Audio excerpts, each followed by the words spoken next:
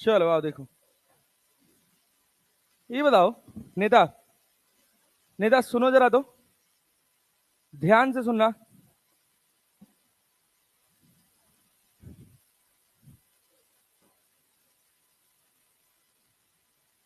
Photon का नाम सुने हो? अरे सुने हो? रेस्ट मास कितना हो? रेस्ट मास कितना? 0। चलो भाई बहुत बढ़िया, गुड जॉब। फटाक से, मतलब 20 मिनट के अंदर अपन इसका पूरा क्विक रिवीजन करेंगे भाई। उसके बाद आगे वाले में एटम्स पढ़ेंगे। आज और कल में, आज और कल में एटम्स खत्म हो जाएगा।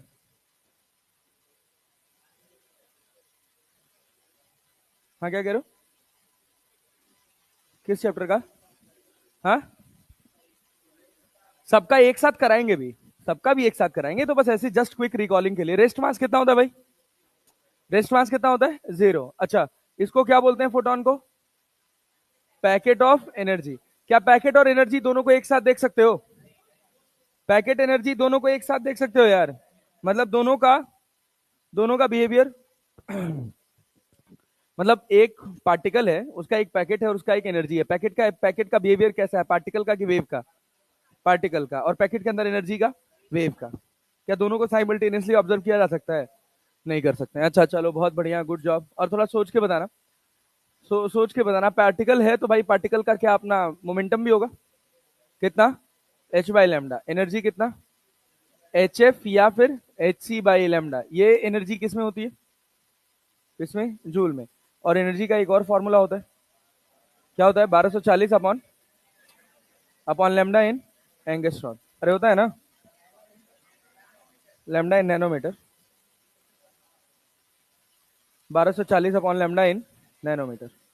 अरे इलेक्ट्रॉन वोल्ट भी होता है ना ये तो। हाँ ठीक है, बढ़िया। ये बताओ, इंटेंसिटी बराबर जानते हो क्या होता है? पावर अपॉन, क्या energy upon area into time लिख सकते हैं? किसी सरफेस पर अगर एन फोटॉन्स गिरे हैं या किसी किसी बॉडी से एन फोटॉन्स निकले हैं, तो एक फोटॉन की एनर्जी कितनी है? एन फोटॉन्स की एरिया टाइम कितना? 1 सेकेंड। तो इस एन को क्या I A lambda by H C लिख लेते हैं? I A lambda by H C. क्या आई ए को पावर भी लिख सकते हैं? P lambda by H C. N को क्या बोलते हैं? क्या बोलते हैं? Number of photons falling per second. थोड़ा जल्दी जल्दी लिख रहा हूं, ठीक है भाई। इसके बाद क्या, कि अगर ये कोई मेटल सरफेस है, क्या इस मेटल सरफेस के इलेक्ट्रॉन्स का अपना कुछ ना कुछ थ्रेशोल्ड होगा? अरे क्लियर है क्या? उस थ्रेशोल्ड को क्या वर्क फंक्शन बोलते हैं? और एज इट इज चलेगा। वर्क फंक्शन की बात करें तो एच एफ नॉट लिख लेते हैं। एफ नॉट को क्या बोलते हैं? Threshold frequency. क्या बोलते हैं? Threshold frequency. अच्छा बहुत बढ़िया। अच्छा भाई बहुत बढ़िया। एफ नॉट की जगह क्या सी बाई लैम्डा नॉट लिख सकते हैं? ये जूल में हो गया। 1240 upon lambda naught in nanometre लिखा जा सकता है इलेक्ट्रॉन वोल्ट, या 12400 अपॉन लैम्डा नॉट एंगस्ट्रॉन में लिखा जा सकता है। भाई साहब लिख सकते हैं ना, इलेक्ट्रॉन वोल्ट। अच्छा, यहां से कोई फोटोन गिरा, उसका एनर्जी है ईपी। कितना एनर्जी है? यहां से इलेक्ट्रॉन्स निकला, उसका एनर्जी है, उसका कुछ काइनेटिक एनर्जी है के। तो ऑब्वियस सी बात है कि ईपी जो होगा वो किससे बड़ा होगा? फाई से बड़ा होगा। अगर ईपी फाई से छोटा हुआ तो कोई एमिशन होगा, ये बात सब जानते हैं। Yes sir. तो EP must be greater than phi. तो काइनेटिक एनर्जी बराबर क्या ईपी माइनस फाई लिख लिया जाता है? लिख लिया जाता है। Yes sir. ओके। तो देखो भाई, ईपी की जगह क्या लिख सकते हो? H F minus H F naught, H C by lambda minus H C by lambda naught, या के बराबर 1240 कॉमन कर लो तो 1 upon lambda in nanometre minus 1 upon lambda naught in nanometre. जो एनर्जी मिली है वो किसमें मिली है? जनरली ये फॉर्मूला यूज कर लोगे अगर वेवलेंथ निकालने के लिए आएगा, क्योंकि काइनेटिक एनर्जी आपको इलेक्ट्रॉन वोल्ट में दिया रहेगा। अरे क्लियर है क्या? अच्छा, यहाँ पर एक और बात पढ़ी थी हम लोगों ने एनर्जी वाले में, कि एक इलेक्ट्रॉन वोल्ट जो होता है वो बराबर होता है 1.6 इंटू 10⁻⁻19 जूल के, या 1 जूल को कन्वर्ट करके लिख सकते हैं 6.25 इंटू 10⁻18 इलेक्ट्रॉन वोल्ट लिख सकते हैं। अच्छा दूसरी बात, अच्छा जो ये काइनेटिक एनर्जी है, अगर हमको इस इलेक्ट्रॉन को रोकना हो, पूरा पढ़ चुके हैं तो मैं अब थोड़ी सी कहानी बदल रहा हूं भाई, तो क्या हमें इस इलेक्ट्रॉन को इसकी काइनेटिक एनर्जी के बराबर पोटेंशियल एनर्जी देनी पड़ेगी? दे देंगे तो उसकी काइनेटिक किस में कन्वर्ट हो जाएगी? पोटेंशियल में। तो क्या इलेक्ट्रॉन का एमिशन रुक जाएगा? तो के बराबर क्या ईवी नॉट हो जाता है? अरे हो जाता है ना, के बराबर ईवी नॉट, इसको अपन लिख लेते हैं same as it is H F minus H F naught, और इसके बाद आगे का जो इसका काइनेटिक का है वही ईवी नॉट का होगा।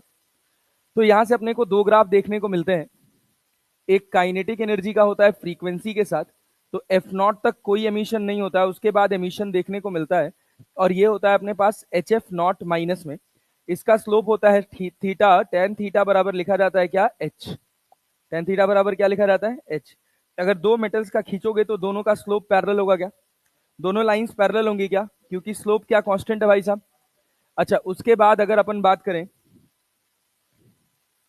इसके बाद अगर अपन बात करें तो हमारे पास स्टॉपिंग पोटेंशियल और फ्रीक्वेंसी का आता है, क्या सेम ग्राफ रहेगा, ग्राफ में कोई चेंज नहीं होगा, बस क्या स्लोप और इंटरसेप्ट की वैल्यू बदल जाएगी। टेन थीटा बराबर क्या लिखोगे, एच की H by E, H by E, अरे यही ई तो नीचे चला जाता है, और यहाँ पे कितना minus H F naught by E, अरे हो जाता है ना। क्या ये दोनों लाइंस भी पैरेलल होंगी, क्योंकि एच और चार्ज ऑफ इलेक्ट्रॉन कांस्टेंट है।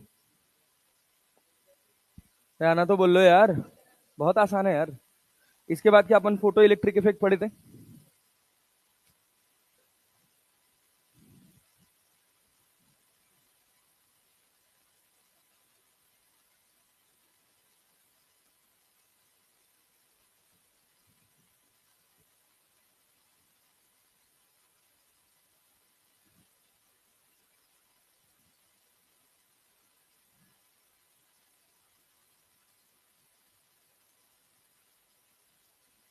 ऐसे तो सेटअप था।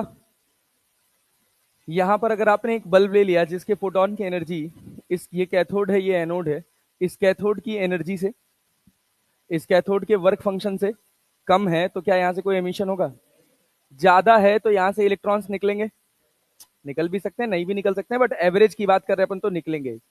तो क्या करंट दौड़ जाएगी, याद है ना एक्सपेरिमेंट, दौड़ेगी नहीं दौड़ेगी, क्योंकि इलेक्ट्रॉन्स कैसे हैं, नॉन डायरेक्शनल ना।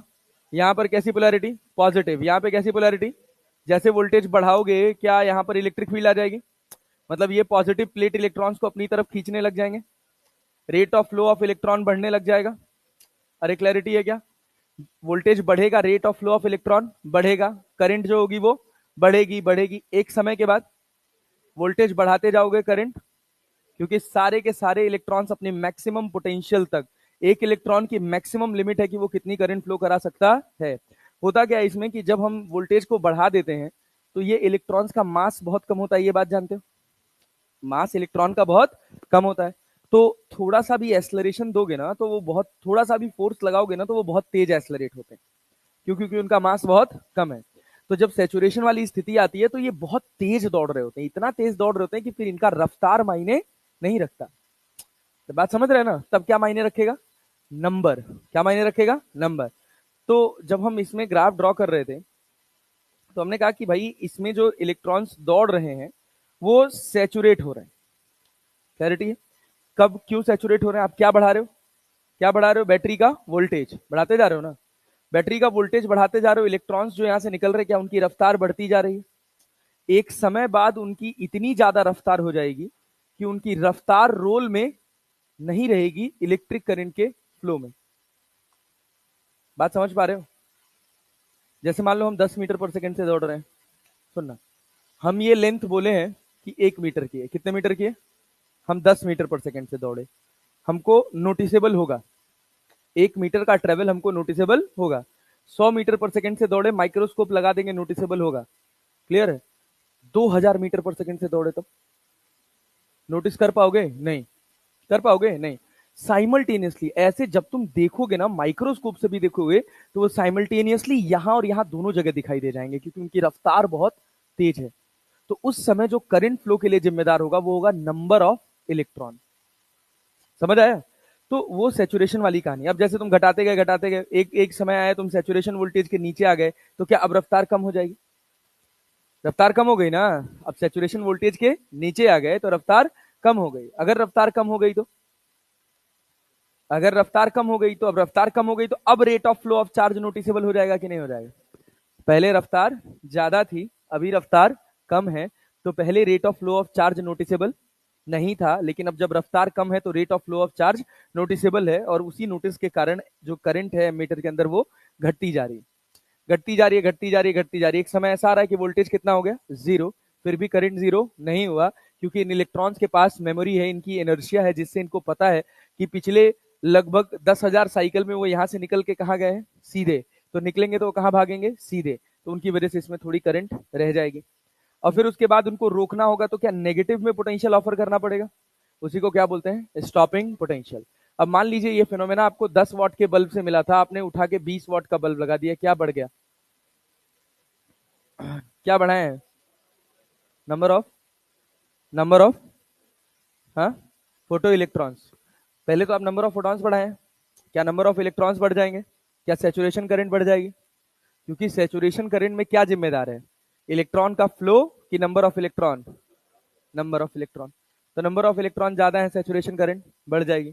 उसके बाद क्या, घटाओगे घटाओगे सैचुरेशन करंट, सैचुरेशन वोल्टेज के बाद क्या होगा, सैचुरेशन वोल्टेज के बाद क्या होगा, करंट घटने लगेगी, घटने लगेगी, घटने लगेगी, एक समय ऐसा आएगा कि वोल्टेज कितना हो जाएगा, जीरो, तब भी ऊपर वाले में करंट ज्यादा होगी, क्योंकि ऊपर वाले में नंबर ऑफ इलेक्ट्रॉन्स ज्यादा है। अरे क्लैरिटी है ना। उसके बाद घटाओगे घटाओगे, लेकिन रुकेंगे सब एक ही जगह आके, क्योंकि दोनों सिचुएशन में निकलने वाले इलेक्ट्रॉन की एनर्जी सेम है। अरे है ना, गड़बड़ तो नहीं कर रहे हो। तो ये तुम्हारे पास हो गया फोटो करंट, ये हो गया तुम्हारे पास क्या, वोल्टेज, अरे current, photo current versus voltage. ये तुम्हारे पास इंटेंसिटी I1 हो गई, और ये इंटेंसिटी I2 हो गई। किसकी इंटेंसिटी ज्यादा है, I1 की ज्यादा है कि I2 की ज्यादा है, I2 की ज्यादा है और I1 की कम है, I1 is less than I2, I1 I2 intensity है, इस बात का ख्याल रखेंगे। अरे क्लियर है ना। अच्छा, इसी में एक और बात पढ़े थे, अगर हम कहें कि हम 10 वॉट का एक रेड कलर का बल्ब लिए हैं और एक 10 वॉट का अगर हम ब्लू कलर का बल्ब लिए हैं, तो बताइए दोनों में किससे ज्यादा इलेक्ट्रॉन्स निकलेंगे, किससे ज्यादा इलेक्ट्रॉन्स निकलेंगे, दोनों 10 वॉट के हैं, तो दोनों से गिरने वाले फोटॉन्स सेम होंगे, दोनों से निकलने वाले इलेक्ट्रॉन्स भी सेम होंगे, बस बस जो ब्लू कलर से इलेक्ट्रॉन निकलेगा उसकी एनर्जी, जो रेड से निकलेगा उसकी एनर्जी कम होगी। क्या सैचुरेशन करंट में क्या मायने रखता है, number of electrons, number of, दोनों में नंबर ऑफ इलेक्ट्रॉन्स सेम है ना, तो दोनों की सैचुरेशन करंट सेम होगी, दोनों की सैचुरेशन करंट सेम होगी। उसके बाद सैचुरेशन करंट के बाद वोल्टेज घटाओगे घटाओगे घटाओगे, क्या ग्राफ ऐसे घटना शुरू होगा, वोल्टेज जीरो पर भी ग्राफ चलेगा, क्योंकि कुछ ना कुछ फ्री इलेक्ट्रॉन्स है जो सीधे दौड़कर कहां तक पहुंच जाएंगे, एनोड तक पहुंचेंगे ना, क्योंकि उन इलेक्ट्रॉन्स की अपनी मेमोरी है कैथोड से एनोड जाने की, जाएगा ना। ये मान लो हमने कहा कि ये रेड कलर के साथ हुआ, तो ब्लू कलर के साथ यही होगा, या ब्लू कलर के इलेक्ट्रॉन्स की एनर्जी ज्यादा थी, तो क्या वो सैचुरेशन के अंदर भी ज्यादा तेज दौड़ रहे होंगे, तो उनसे जो करंट आएगी वो ज्यादा आएगी, तो ये ब्लू, ये रेड का होगा और ये किसका होगा, ब्लू का। लेकिन सैचुरेशन में रफ्तार बिल्कुल भी मायने नहीं रखती है, तो दोनों का सेम हो जाएगा। अरे समझे कि नहीं समझे, ये हो गया फोटो करंट वर्सेस वोल्टेज, यही था पूरा फोटो इलेक्ट्रिक इफेक्ट। आ रहा है, अरे आसान है भाई, इसमें कुछ कठिन नहीं है, सोचो। अब इसके बाद क्या मैटर वेव्स पढ़े थे, डी ब्रॉगली ने कह दिया कि जो आप लीनियर मोमेंटम फोटोन के लिए पढ़ रहे हो एच बाई लेमडा, वहीं अगर हम किसी पार्टिकल की बात करें जिसका मास m है, जिसकी रफ्तार v है, तो वो भी कुछ वेवलेंथ एसोसिएट करता है, that is lambda equals to H by M V, lambda equals to H by M V. अब जैसे किसी पार्टिकल की काइनेटिक एनर्जी की बात करें तो क्या होता है, 1/2mv², या इसको अपन लिख सकते हैं p²/2m, तो p बराबर लिख सकते हैं √2m इंटू काइनेटिक एनर्जी, लिख सकते हैं ना। और p की जगह लिख सकते हैं h बाई लेमडा, लेमडा किसका, मैटर वेव का, that is √2m into kinetic energy. अरे बात समझे कि नहीं। तो यहां से अपने पास लेमडा बराबर क्या हो गया, h by √2m into kinetic energy, और काइनेटिक एनर्जी को हम लिख सकते हैं qv0। क्या लिख सकते हैं, इलेक्ट्रॉन होता तो ev0, प्रोटॉन होता तो भी ev0, लेकिन चार्ज पार्टिकल बदलेगा तो लैम्डा बदलेगा ना। यस सर, बहुत बढ़िया।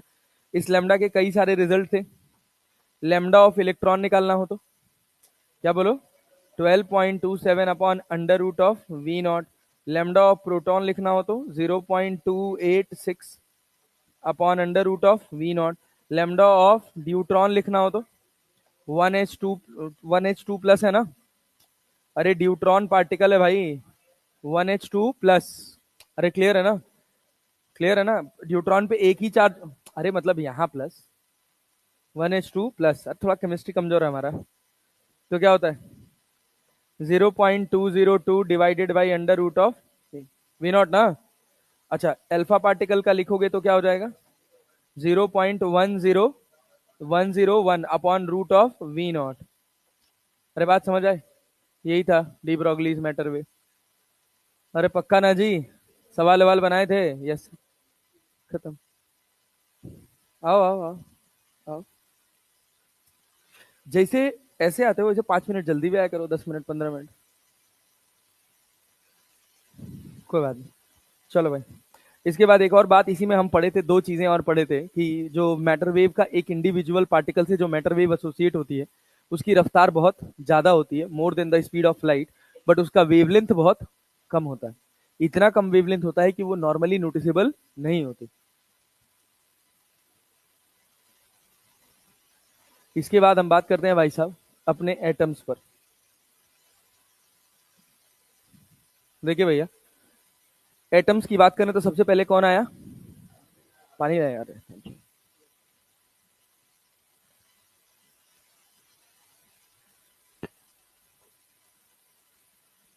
एटम में सबसे पहले कौन आया, डाल्टन एटॉमिक थ्योरी। देखो उन्होंने क्या क्या कहा, Dalton, every element is made up of a tiny individual indivisible particle, सबसे छोटा पार्टिकल जिसको क्या बोलते हैं एटम।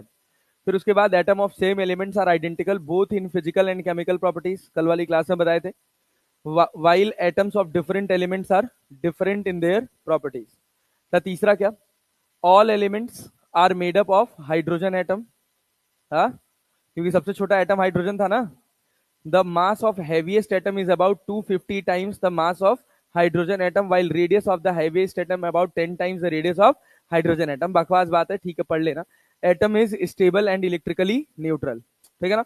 मुद्दे वाली बात उनकी ये थी और ये थी, लगभग इसमें सब गलत ही था, खाली एक ही बात सही थी, atom is stable and electrically neutral, और दूसरी बात उन्होंने कही थी कि स्फेरिकल इन शेप होता है, ठीक है ना।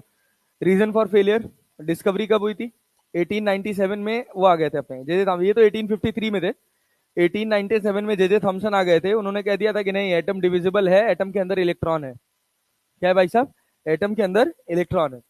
उसके बाद हमारे पास थॉमसन एटॉमिक मॉडल आ गया। थॉमसन ने कहा कि atom are positively charge sphere of radius of the order of 10 to the power -10 metre, approximately सही जा रहे थे ये, ठीक है ना।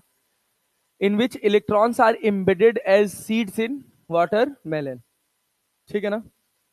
जो वाटरमेलन का सीड है वो इलेक्ट्रॉन है और जो फ्रूट है वो पॉजिटिव चार्ज पार्टिकल है, उसका कोई नाम नहीं दिया था। Total charge in atom is 0 and so atom is electrically neutral, electron था और uniformly distributed positive charge matter था। अच्छा, इनके अचीवमेंट्स क्या थी, explain successfully the phenomena of thermionic emission, कि इलेक्ट्रॉन एमिट होता है जब आप हीट देते हो, ठीक है ना, बाहर निकल जाते हैं। और फोटो इलेक्ट्रिक एमिशन को भी समझा पाए थे कि इलेक्ट्रॉन वहीं से बाहर निकल रहा है, क्लियर है। न्यूक्लियस न्यूक्लियस का कोई कॉन्सेप्ट आता है क्या फोटो इलेक्ट्रिक एमिशन में, नहीं, इलेक्ट्रॉन बस एमिट हो रहा है, वो एम्बेडेड है कैसे, वाटरमेलन में, वाटरमेलन के फ्रूट्स में सीड्स की तरह एम्बेडेड है ना, तो जहां उसकी एम्बेडिंग है वहां पर उसकी एक स्पेसिफिक एनर्जी है, तो जब उसको जो उसकी नेगेटिव पोटेंशियल एनर्जी है उसकी नेगेटिव पोटेंशियल एनर्जी के बराबर जब उसको बाहर से कोई एनर्जी मिलेगी तो वो एमिट कर जाएगा। लेकिन इनका सबसे बड़ा फेलियर था कि ये जो हाइड्रोजन स्पेक्ट्रम मिला, या अलग अलग मेटल्स का अलग अलग एटम्स का अलग अलग एलिमेंट्स का अलग अलग हाइड्रोजन स्पेक्ट्रम मिल रहा था, मतलब स्पेक्ट्रम मिल रहा था, एब्जॉर्प्शन स्पेक्ट्रम और एमिशन स्पेक्ट्रम, उसको ये डिफाइन नहीं कर पा रहे थे। एमिशन स्पेक्ट्रम मतलब एब्जॉर्प्शन स्पेक्ट्रम, एमिशन स्पेक्ट्रम कल वाली क्लास में थोड़ा थोड़ा एक्सप्लेन किए थे, वो आपको केमिस्ट्री में थोड़ा ज्यादा पढ़ाया जाएगा क्योंकि वहां आता भी है, वहां भी मैं थोड़ा थोड़ा समझाऊंगा जब हाइड्रोजन स्पेक्ट्रम पढ़ेंगे अपन। तो स्पेक्ट्रम की बेसिक सी कहानी है कि एक चैम्बर के अंदर गैसियस फॉर्म में एलिमेंट्स को डाला जाता है, उसके पास से इलेक्ट्रिक डिस्चार्ज के मेथड से खूब सारी पॉसिबल रेंज की वेवलेंथ पास कराई जाती है। जो वो वेवलेंथ जाती है तो उसमें से जब हम देखते हैं पीछे जेडएनएस की प्लेट लगाते हैं, जब उस चैम्बर से पास करती है वो सारी वेवलेंथ, तो कुछ हिस्सा गायब हो जाता है, कुछ वेवलेंथ उसमें से गायब हो जाती हैं। जो वेवलेंथ उसमें से गायब हो जाती हैं हम कह रहे हैं कि वो वेवलेंथ एब्जॉर्ब हो गई, फोटॉन्स के उन हिस्से को इलेक्ट्रॉन्स ने एब्जॉर्ब कर लिया और वो इलेक्ट्रॉन एक्साइट हो गए। क्लियर है? मान लीजिए कि हम कहे ग्राउंड स्टेट में 100 इलेक्ट्रॉन्स थे, 100 इलेक्ट्रॉन्स ने कुछ फोटॉन्स एब्जॉर्ब किए और एब्जॉर्ब करके कहां चले गए? एक हायर एक्साइटेड स्टेट में, मान लीजिए हम कहे 5वें में चले गए। तो 100 इलेक्ट्रॉन्स जो फोटोन एब्जॉर्ब किए थे, आजा, 100 इलेक्ट्रॉन्स जो फोटोन एब्जॉर्ब किए थे वो एक स्पेसिफिक एनर्जी का था, वो सब के सब कहां गए? 5वें में। तो वो फोटोन वहां से गायब हो गए। उस तरह के फोटॉन्स हमको एब्जॉर्प्शन स्पेक्ट्रम में देखने को नहीं मिले। फिर थोड़ी देर बाद जब हमने देखा कि इलेक्ट्रॉन एक्साइटेशन से डी एक्साइटेशन में आ रहा है, तो जो गायब हुआ था वो तो मिला ही, साथ में वो भी मिले जो नहीं गायब हुए थे। कैसे? इलेक्ट्रॉन 100 इलेक्ट्रॉन 1 से लेकर 5वें ऑर्बिट में गए थे, तो जब वापस गिरेंगे वो, तो ये जरूरी नहीं है कि अगर 1 से 5 गए हैं तो सब 5 से 1 आए। कुछ 5 से 1 आएंगे, कुछ 5 से 4 आएंगे, 4 से 1 आएंगे, कुछ 5 से 4, 4 से 3, 3 से 1 आएंगे, कुछ 5 से 3, 3 से 1 आएंगे, कुछ 5 से 2, 2 से 1 आएंगे। तो 5 से 2 में गिरेंगे तो वो अलग एनर्जी एमिट करेंगे, 2 से 1 में गिरेंगे तो अलग एनर्जी एमिट करेंगे, वो फोटॉन्स जो उन्होंने एब्जॉर्ब नहीं किए थे। अरे बात समझे? पल्ले पड़ा? तो ये सिचुएशन था, इसको ये एक्सप्लेन नहीं कर पाए थे। It could not explain the Rutherford alpha particle scattering experiment, क्योंकि अगर सोचिए पूरा हिस्सा बीच में भरा हुआ होता पॉजिटिव पार्टिकल्स होते, तो उस एटम से कभी भी क्या खूब सारे अल्फा पार्टिकल्स ऐसे पास कर जाते सीधे सीधे बिना डेविएट हुए? नहीं। तो उस हिस्से को ये एक्सप्लेन नहीं कर पाए थे, ये थॉमसन का मॉडल था। उसके बाद आया Rutherford alpha particle scattering experiment. एक लेड का बॉक्स लिया गया, लेड के बॉक्स के अंदर अल्फा पार्टिकल्स रख दिए गए, ठीक है ना, सोर्स ऑफ अल्फा पार्टिकल रख दिया गया। यहां से जब अल्फा पार्टिकल्स निकले, यहां पर एक हाई टेंशन सप्लाई लगा के, लो टेंशन सप्लाई लगा के नहीं, हाई टेंशन मतलब यहां पे हाई वोल्टेज सप्लाई लगा के निकलने वाले अल्फा पार्टिकल्स को एस्लरेट किया गया। जब इस अल्फा पार्टिकल को एस्लरेट किया गया, ये गोल्ड फॉइल के ऊपर गिरे, तो हाँ भाई, क्या चीज? आवाज कम हो गया? अभी ठीक है? क्यों ऐसा हो रहा है यार? वॉल्यूम सही तो था यार। हाँ, हेलो, अब ठीक है? ये आवाज आ रही है? ज्यादा हो गई? थोड़ा कम कर देते हैं इसको। हेलो, हेलो, अभी ठीक है? एको आ रहा है? अभी बताओ, अभी ठीक है? परफेक्ट? क्या बे? चलो, आ जाओ। चलो सुनो, देखो। हाँ भाई, देखो देखो देखो देखो भाई, एक अपने पास लेड का बॉक्स होता है। लेड जो होते हैं वो क्या करते हैं ना कि जो फ्री यहाँ से जो पार्टिकल्स जा रहे होते हैं, जो अल्फा पार्टिकल्स जा रहे होते हैं, पॉजिटिव चार्ज पार्टिकल्स को एब्जॉर्ब कर लेते हैं। तो होगा क्या कि ये हाईली एस्लरेटेड जो अल्फा पार्टिकल्स यहाँ से निकल रहे होते हैं, इनको एब्जॉर्ब कर लेते हैं ताकि ये बाहर कहीं जाके रेडिएशन ना फैलाए, ठीक है ना। यहाँ से अल्फा पार्टिकल निकला, यहाँ पर भी एक लेड स्क्रीन लगा दी गई, लेड स्क्रीन लगा दी गई कि जो थोड़े बहुत इधर से निकल रहे हैं वो भी क्या हो जाए? एब्जॉर्ब हो जाए। इसमें जो कैविटी है, इसी कैविटी से अल्फा पार्टिकल पास करेगा, इस गोल्ड फॉइल के ऊपर गिरेगा। गोल्ड फॉइल ही क्यों लिया गया जानते हो? गोल्ड फॉइल ही क्यों लिया गया जानते हो? क्योंकि गोल्ड फॉइल एक ऐसा गोल्ड इतना डक्टाइल होता है कि उसकी एक एटम की भी शीट बनाई जा सकती है। अरे बात समझ रहे हैं? गोल्ड फॉइल के एक सिंगल एटम की शीट बनाई जा सकती है, इस वजह से हम यहाँ पे क्या लिए? Gold foil. और जब यहां से अल्फा पार्टिकल पास कराए, जब यहां से beam of alpha particle pass कराया गया, तो मैक्सिमम अल्फा पार्टिकल्स क्या हो गए? सीधे पास कर गए। कुछ पार्टिकल्स कुछ डेविएट हो गए, कुछ पार्टिकल्स इधर डेविएट हो गए, और 1 in 10,000 कुछ ऐसे वापस आ गए, 180 डिग्री से वापस आ गए। तो हमने ये कहा कि बीच में कुछ ऐसा, न्यूक्लियस के बीच में कुछ, पूरे एटम के बीच में कुछ ऐसा न्यूक्लियस है जो क्या कर दे रहा है? जो वापस भेज दे रहा है इसको, जो बहुत सॉलिड है, जो अल्फा पार्टिकल्स को अपने पास तक भी आने नहीं दे रहा है। अब अल्फा पार्टिकल है, पास नहीं आने दिया, तो हमने ये तो गेस सेट ही कर लिया कि ये कैसा चार्ज होगा? Positive charge. कुछ अल्फा पार्टिकल्स ऐसे पास किए और कुछ अल्फा पार्टिकल्स सीधे पास कर गए। मतलब मैक्सिमम अल्फा पार्टिकल्स कैसे पास कर गए? सीधे। तो हमने कहा कि इस एटम का 99.9% वॉल्यूम मास जो किसमें 0.1% वॉल्यूम में है। इसी वजह से जब हम एटम के मास की बात करते हैं तो बेसिकली हम न्यूक्लियस के मास की बात करते हैं।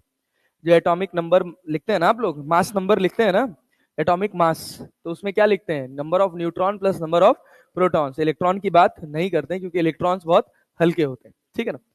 तो कोई पार्टिकल कितने नंबर ऑफ पार्टिकल्स कितने डिग्री पर घूमे, उसका एक ये रेशियो है कि N theta is directly proportional to cosec square theta, cosec की पावर 4 थीटा बाई 2, ठीक ना।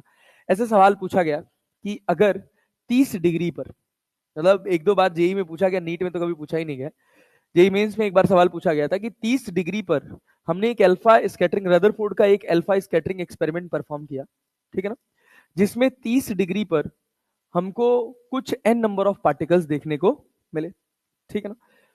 तो बताइए 60 डिग्री पर कितने नंबर ऑफ पार्टिकल्स उसी एंगल पर डेविएट होंगे? कितने नंबर ऑफ पार्टिकल्स 60 डिग्री पर डेविएट होंगे? क्या करोगे? क्या करोगे बोलो? मान लो जैसे हमारे पास क्या है, एन थीटा क्या है?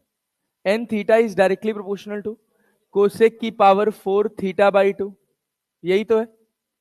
अरे यही तो है, ठीक है। वैसे तुम्हारे में आएगा नहीं क्योंकि तुम्हारे में 15 डिग्री 20 डिग्री का वैल्यू देगा नहीं, तो तुम्हें डायरेक्टली 90 डिग्री और 60 डिग्री पूछेगा। कहेगा out of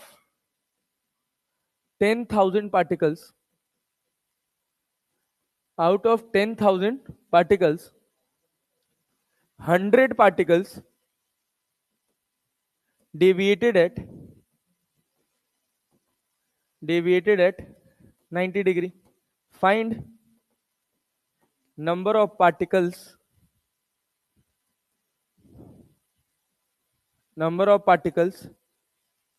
deviated at 60 degree. तो क्या करोगे भाई? n1 अपॉन n2 बराबर कितना? Cosec theta by 2, theta 1 by 2 upon cosec theta 2 by 2 की पावर कितना? 4। पहले कितना एंगल था? 90। तो कोसेक 45 का वैल्यू कितना होता है? √2 होता है क्या? अरे √2 होता है ना। और कोसेक दूसरी बार एंगल कितना था? 60। कितना था? 60 ना। तो कॉस 60 का वैल्यू, कॉस 60, अरे 60 तो 30 ना, कोसेक 30 का वैल्यू 2 हो जाएगा। अरे हो जाएगा ना। इसकी पावर कितना? 4। n1 कितना गिवन था? n1 कितना गिवन था? n1 कितना था? 100। n1 कितना था? 100। तो यहाँ 100 हो गया। n2 का ज्ञान अपने को नहीं है। यहाँ क्या हो जाएगा? 2/2 दूना 4, मतलब 4/16 हो गया ना। 4 चौको 16। तो यहाँ n2 बराबर कितना हो जाएगा? 400। अरे बात समझे? ये रेशियो बेस्ड क्वेश्चन पूछा जा सकता है तुमसे। क्लियर है? लिख लो। हाँ हाँ, 10,000 पार्टिकल्स, ठीक। वो 1,000 के लिए 10,000 के लिए तुमसे क्या फर्क पड़ता है? हाँ। लिख लो, क्वेश्चंस नोट कर लो। ये क्या, ये रदरफोर्ड लिख लेना यार इसको, ये तो सिंपल रेशियो बेस्ड क्वेश्चन है। इन सब पॉइंट्स को अपनी नोट्स में उठा के डाल लेना। अरे क्लियर है? चैप्टर शुरू किया जाए फिर? हाँ। अच्छा, एक और बात होती है इसमें, क्या? Distance of closest approach. एक फॉर्मूला थ्रू आउट जो तुमको काम आएगा, दो फॉर्मूले, कि दो चार्ज पार्टिकल के बीच में जो पोटेंशियल एनर्जी होती है वो होती है के Q1 Q2 बाई आर। क्या होती है? के Q1 Q2 बाई आर। और याद रखना, यहां चार्ज का कैरेक्टर कंसीडर करते हैं। इस पूरे चैप्टर में काम आएगा, कंसीडर करते हैं। और एक फॉर्मूला तुमको देखने को मिलेगा, F equals to K Q1 Q2 upon R square. यहां चार्ज का कैरेक्टर कंसीडर नहीं करते हैं, ठीक है। एक और छोटी सी बात देखने को मिलेगी, के बराबर होता है 1/4 पाई एप्साइलन नॉट। के का वैल्यू क्या होता है? 1/4 पाई एप्साइलन नॉट। ये पूरा इलेक्ट्रोस्टैटिक्स का ये दो फॉर्मूला यहां पर यूज होने में दिखेगा। के का वैल्यू बताएगा कोई? क्या? 9 × 10⁻⁹ newton metre square per coulomb square. Epsilon naught का value 8.85 into 10⁻⁻12 newton -1 metre -2 and coulomb square. ये बेसिक इलेक्ट्रोस्टैट्स है जो इस चैप्टर में आपको देखने को मिलेगा, ठीक है ना। डिस्टेंस ऑफ क्लोजेस्ट अप्रोच से 2 पेज छोड़ के डिस्टेंस ऑफ क्लोजेस्ट अप्रोच से लिखना शुरू करिए, ठीक है ना। 2 पेज छोड़ दीजिए, डिस्टेंस ऑफ क्लोजेस्ट अप्रोच से लिखना शुरू करिए। देखिए कहानी क्या है कि मान लीजिए हम कहे कि ये न्यूक्लियस है, इस न्यूक्लियस से एक अल्फा पार्टिकल समझते हैं ना, अल्फा पार्टिकल समझते हैं ना, सुनिए, हाँ, helium nucleus, simple, helium ion और पता नहीं क्या। ये देख भाई, एक इलेक्ट्रॉन होता है, क्या होता है, इलेक्ट्रॉन। इलेक्ट्रॉन की अगर हम बात करें, सबके बारे में मैं लिख दे रहा हूं, थोड़ा थोड़ा लिख लो, याद रख लेना, इसको काम आएगा बहुत। इलेक्ट्रॉन, इलेक्ट्रॉन का मास कितना होता है, बोलो बोलो बोलो, 9.1 इंटू 10⁻⁻31 kg। चार्ज कितना होता है, 1.6 इंटू 10⁻⁻19 कूलम, माइनस में होता है। अच्छा, प्रोटॉन की बात करोगे तो प्रोटॉन का मास 1.67 इंटू 10⁻⁻27 kg, चार्ज प्लस में 1.6 इंटू 10⁻⁻19 कूलम। न्यूट्रॉन की बात कर ले, न्यूट्रॉन का जो मास होता है, न्यूट्रॉन का मास क्या, mass of neutron approximately mass of proton क्या होता है, और चार्ज कितना होता है, 0, इलेक्ट्रिकली न्यूट्रल। क्या होता है, इलेक्ट्रिकली न्यूट्रल। रेडिएशन एक टॉपिक आएगा भी इसमें जो तुम पढ़ोगे, उसमें रेडियो एक्टिविटी। तो ये माना जाता है ना कि रेडियो एक्टिविटी में 2 तरह के डीकेज होते हैं, एक अल्फा डीके होता है, एक बीटा डीके होता है। पढ़े हो, नाम सुने हो कभी। बीटा डीके में 2 डीके होता है, एक बीटा पॉजिटिव और एक beta negative. Beta positive decay में पता है क्या होता है, प्रोटॉन अपना पॉजिटिव कैरेक्टर खो देता है और वो न्यूट्रॉन में कन्वर्ट हो जाता है। अरे क्लैरिटी है, प्रोटॉन में से एक पॉजिटिव चार्ज निकल जाता है, पॉजिट्रॉन नाम का एक चार्ज पार्टिकल निकल जाता है और वो न्यूट्रल हो जाता है। न्यूट्रॉन क्या करता है, प्रोटॉन में कन्वर्ट हो जाता है, अपना एक नेगेटिव कैरेक्टर खो देता है। तो ऐसा हम मानते हैं कि न्यूट्रॉन्स को भी और तोड़ा जा सकता है, जो अपने आप से टूट रहा है उसको मैन्युअली भी तोड़ा जा सकता है। तो इसी पे बिग बैंग चला था, लेकिन वो बहुत सक्सेसफुल नहीं हुआ था। अच्छा, ड्यूट्रॉन का नाम सुने, हाँ भाई, ड्यूट्रॉन का नाम सुने। ड्यूट्रॉन क्या होता है, कौन सा न्यूक्लियस,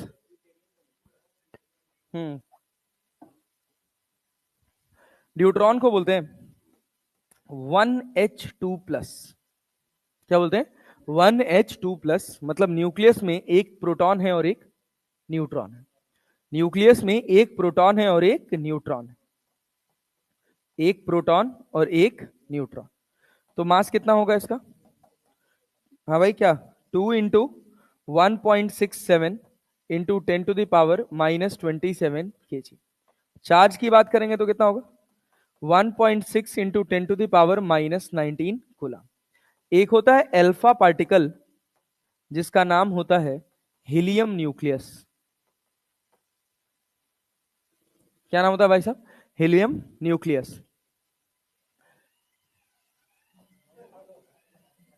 इसको बोलते हैं 2He4 और इसके ऊपर 2 चार्ज होता है, 2He4 और इसके ऊपर कितना चार्ज, 2 चार्ज। अरे क्लैरिटी है, एक कहानी हम लोग को गांव सिखाई सुनाई जाती थी। हाँ भाई सुनो तो, इसमें कितने प्रोटॉन्स, 2 प्रोटॉन और कितने न्यूट्रॉन, 2 न्यूट्रॉन, यही तो होगा। अरे होगा ना।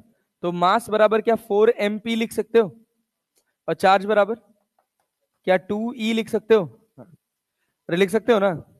देखो, अब सुनना, ये न्यूक्लियस है, ये हाई स्पीड अल्फा पार्टिकल्स हैं, यहां से जा रहे हैं, इनकी काइनेटिक एनर्जी है कितनी, 1/2 mv²।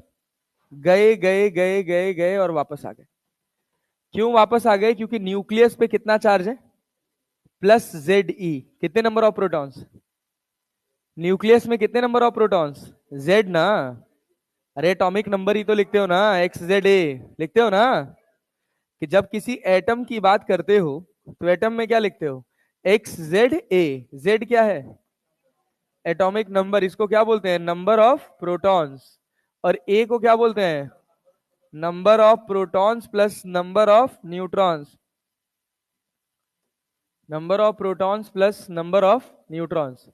अब तुम खुद सोच के देखो कि Z तुम्हारे पास नंबर ऑफ प्रोटॉन्स है, तो न्यूक्लियस में जितने नंबर ऑफ प्रोटॉन्स है उतना ही तो पॉजिटिव चार्ज होगा। और अल्फा पार्टिकल भी कैसा चार्ज है? Positive charge. इसके ऊपर चार्ज कितना है? 2e। तो जब यहां ये पहुंचेगा, जहां से पलटी मारेगा, क्या यहां पे रफ्तार जीरो होगी?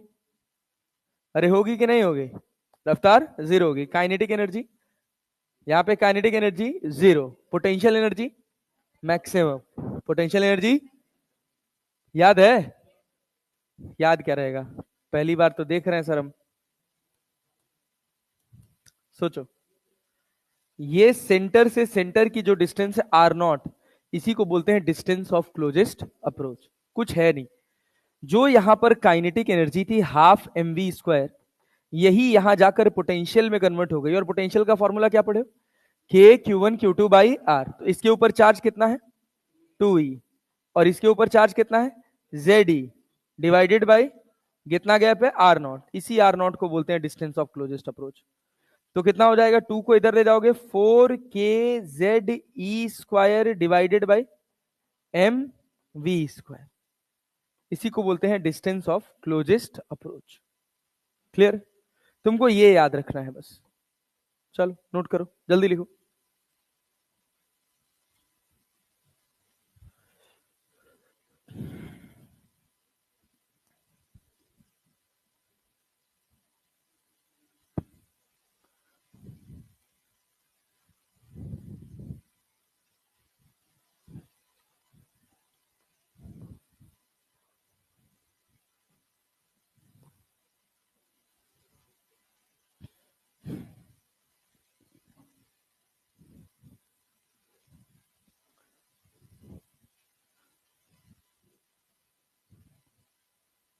ऐसा तो नहीं लग रहा ना कि बहुत तेज पढ़ रहे हैं?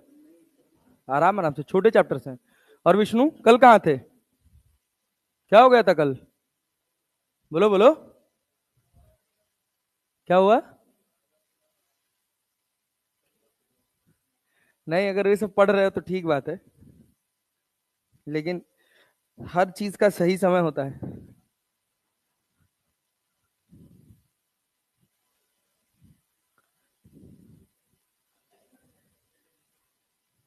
मन लग रहा है ना क्लास में कि नहीं लग रहा है?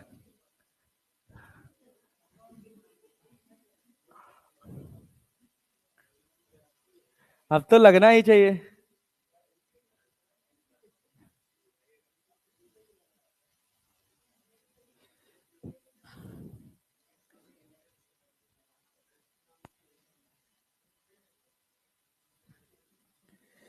नैना जो रात ख्वाब देखते थे, नैना बदल के आज रो दिए हैं यूं।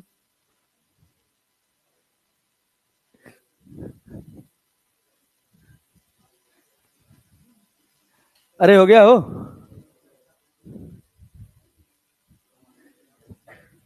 हम्म। हाँ, हम कहानी सुना रहे थे अलार्म पे। एक लड़का था, वो बार बार तालाब के किनारे जाता था, झील के किनारे। तो झूठे जाग चिल्लाता था, मगरमच्छ मगरमच्छ मगरमच्छ। सब सुने हुए सब, पुरानी स्टोरी। तो वही वाला हाल है। शेर आया शेर आया शेर आया।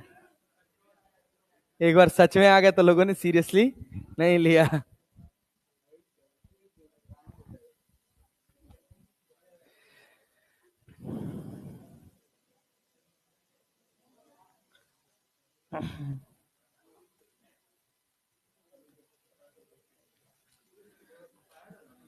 हम्म? पता नहीं कौन सा था।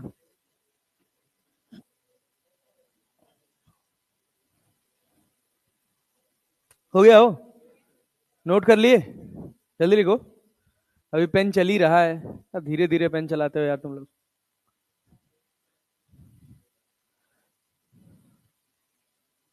नैनों की तो बात नैना जाने है। डिस्टेंस ऑफ क्लोजेस्ट अप्रोच, हाँ। एक कहाँ यहाँ आ गया।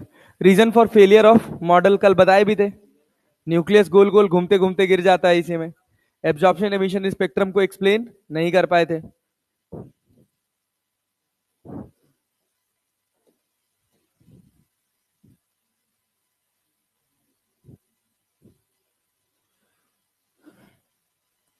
ये देखो एक सवाल है, कह रहे हैं alpha particle with kinetic energy कितना, काइनेटिक एनर्जी कितना 10 mega electron volt is heading towards a stationary point nucleus of atomic number कितना 50, calculate the distance of closest approach. इस 50 का मतलब तुमको क्या दिया हुआ है, जेड ना, अबे जेड की वैल्यू 50 है भाई, एटॉमिक नंबर कितना 50, मतलब कितने protons 50, distance of closest approach निकालना है ना। काइनेटिक एनर्जी कितनी है जी 10 इंटू 10⁻⁶ इंटू 1.6 इंटू 10⁻⁻19 जूल। अरे जूल में कन्वर्ट करना पड़ेगा नेता, नहीं आया, ऐसे मत बोलो यार। क्या सारी काइनेटिक एनर्जी किस में कन्वर्ट हो जाएगी भाई, ये तुम्हारे पास अल्फा पार्टिकल है, ये तुम्हारे पास न्यूक्लियस है, ये यहां गया और यहां से पलटी मार के वापस आया, इनके बीच का गैप ही तो डिस्टेंस ऑफ क्लोजेस्ट अप्रोच है। अरे है ना, यहां पे जितनी काइनेटिक एनर्जी है वो यहां पे सब किस में कन्वर्ट हो गई, पोटेंशियल एनर्जी। कितनी काइनेटिक एनर्जी है 10 मेगा इलेक्ट्रॉन वोल्ट, तो 10 मेगा का मतलब 10⁻⁶। क्या इलेक्ट्रॉन वोल्ट को जूल में कन्वर्ट करना पड़ेगा, अरे भाई क्यों करना पड़ेगा, क्योंकि जो पोटेंशियल एनर्जी का आप फॉर्मूला यहां पे लिखोगे U बराबर k Q1 Q2 K2E into Z D divided by R, ये तुम्हारे पास इलेक्ट्रॉन वोल्ट में नहीं है, ये तुम्हारे पास किस में है जूल में। तो दूसरे साइड काइनेटिक एनर्जी भी तो अपने को जूल में चाहिए ना, तो क्या लिखोगे काइनेटिक एनर्जी बराबर पोटेंशियल एनर्जी, तो काइनेटिक एनर्जी कितना हो गया 1.6 इंटू 10⁻6 हो गया, 6 1 7 और 19 में से 7 जाएगा तो 12, अरे 12 ना, +12 कि -12, -12। U बराबर कितना हो, U बराबर कितना 9 इंटू 10⁻9 इंटू 2 इंटू जेड का वैल्यू कितना है 50 into 1.6 into 10⁻⁻19 divided by R. अरे ये तो हो गया, अरे हो गया ना, क्या हो गया, क्यों इसको सॉल्व किए कट जाता सब, क्या 1.6 से 1.6 काट दे, अरे काट दिया जाए, क्या बनेगा आर बराबर किसका, हाँ किसका स्क्वायर,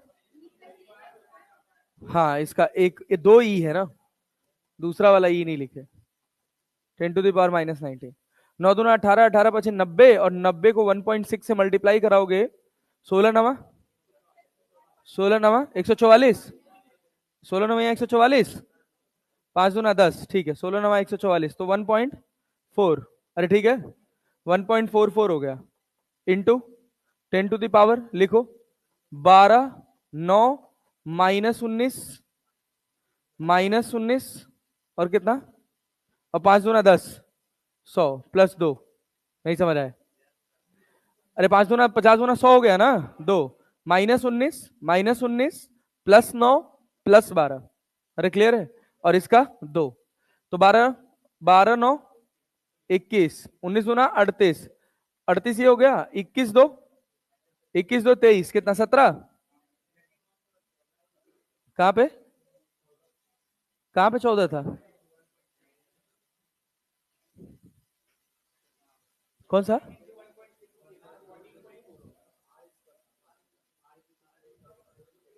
आर बराबर ना, तो कितना, हाँ 16 नवा 144 ना, अच्छा 14.4 होगा, ओके ठीक 14.4, अरे क्लियर है, तो यहां से आ गया तुम्हारे पास रेडियस, ठीक। सेम एज एक और सवाल है, सॉल्व करो। An alpha particle, a beam of alpha particle of velocity 2 into 0.1 into 10⁻⁷ meter per second is scattered by a gold foil z equals to 79. Find out the distance of closest approach of the alpha particle to the gold nucleus. The value of charge to mass of alpha particle is, charge to mass ratio दे रखा है, q by m दे रखा है, निकालिए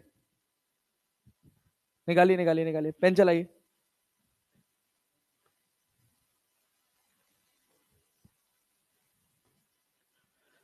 आज कितना तारीख है? 20 है ना? 21, 22, 23 को खत्म हो जाएगा ये, मतलब 23 को, मतलब 22 को एक दिन छुट्टी रहेगा ना। कल हमारा पूरा एटम्स खत्म हो जाएगा और थोड़ा सा न्यूक्लियस हो जाएगा। एटम्स में कल 2 घंटे की क्लास है ना, एटम्स में बचा ही क्या, खत्म। बोर्स एटॉमिक मॉडल ही तो है मोटा मोटा, वही पढ़ना ही है। ठीक ठाक आज खत्म हो जाएगा, मतलब मंडे को न्यूक्लिया ही खत्म हो जाएगा। फिर अगले वीक में सेमीकंडक्टर्स पढ़ेंगे। क्या खत्म हुआ चैप्टर यार, छोटे छोटे छोटे छोटे। अभी फिर उसके बाद ऑप्टिक्स शुरू होगा तो लगेगा खत्म ही नहीं हो रहा है। समझ नहीं आता? अरे आएगा यार, क्या बात करते हो यार तुम यार। ऑप्टिक्स ना समझ आए हम पढ़ाना छोड़ देंगे यार।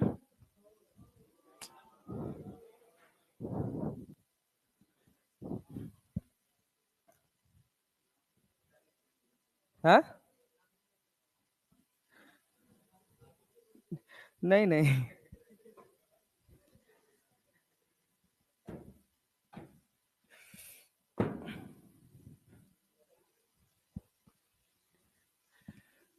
कल हम सोए हैं 12 घंटा भाई साहब, बड़े दिनों बाद 12 घंटा सोए।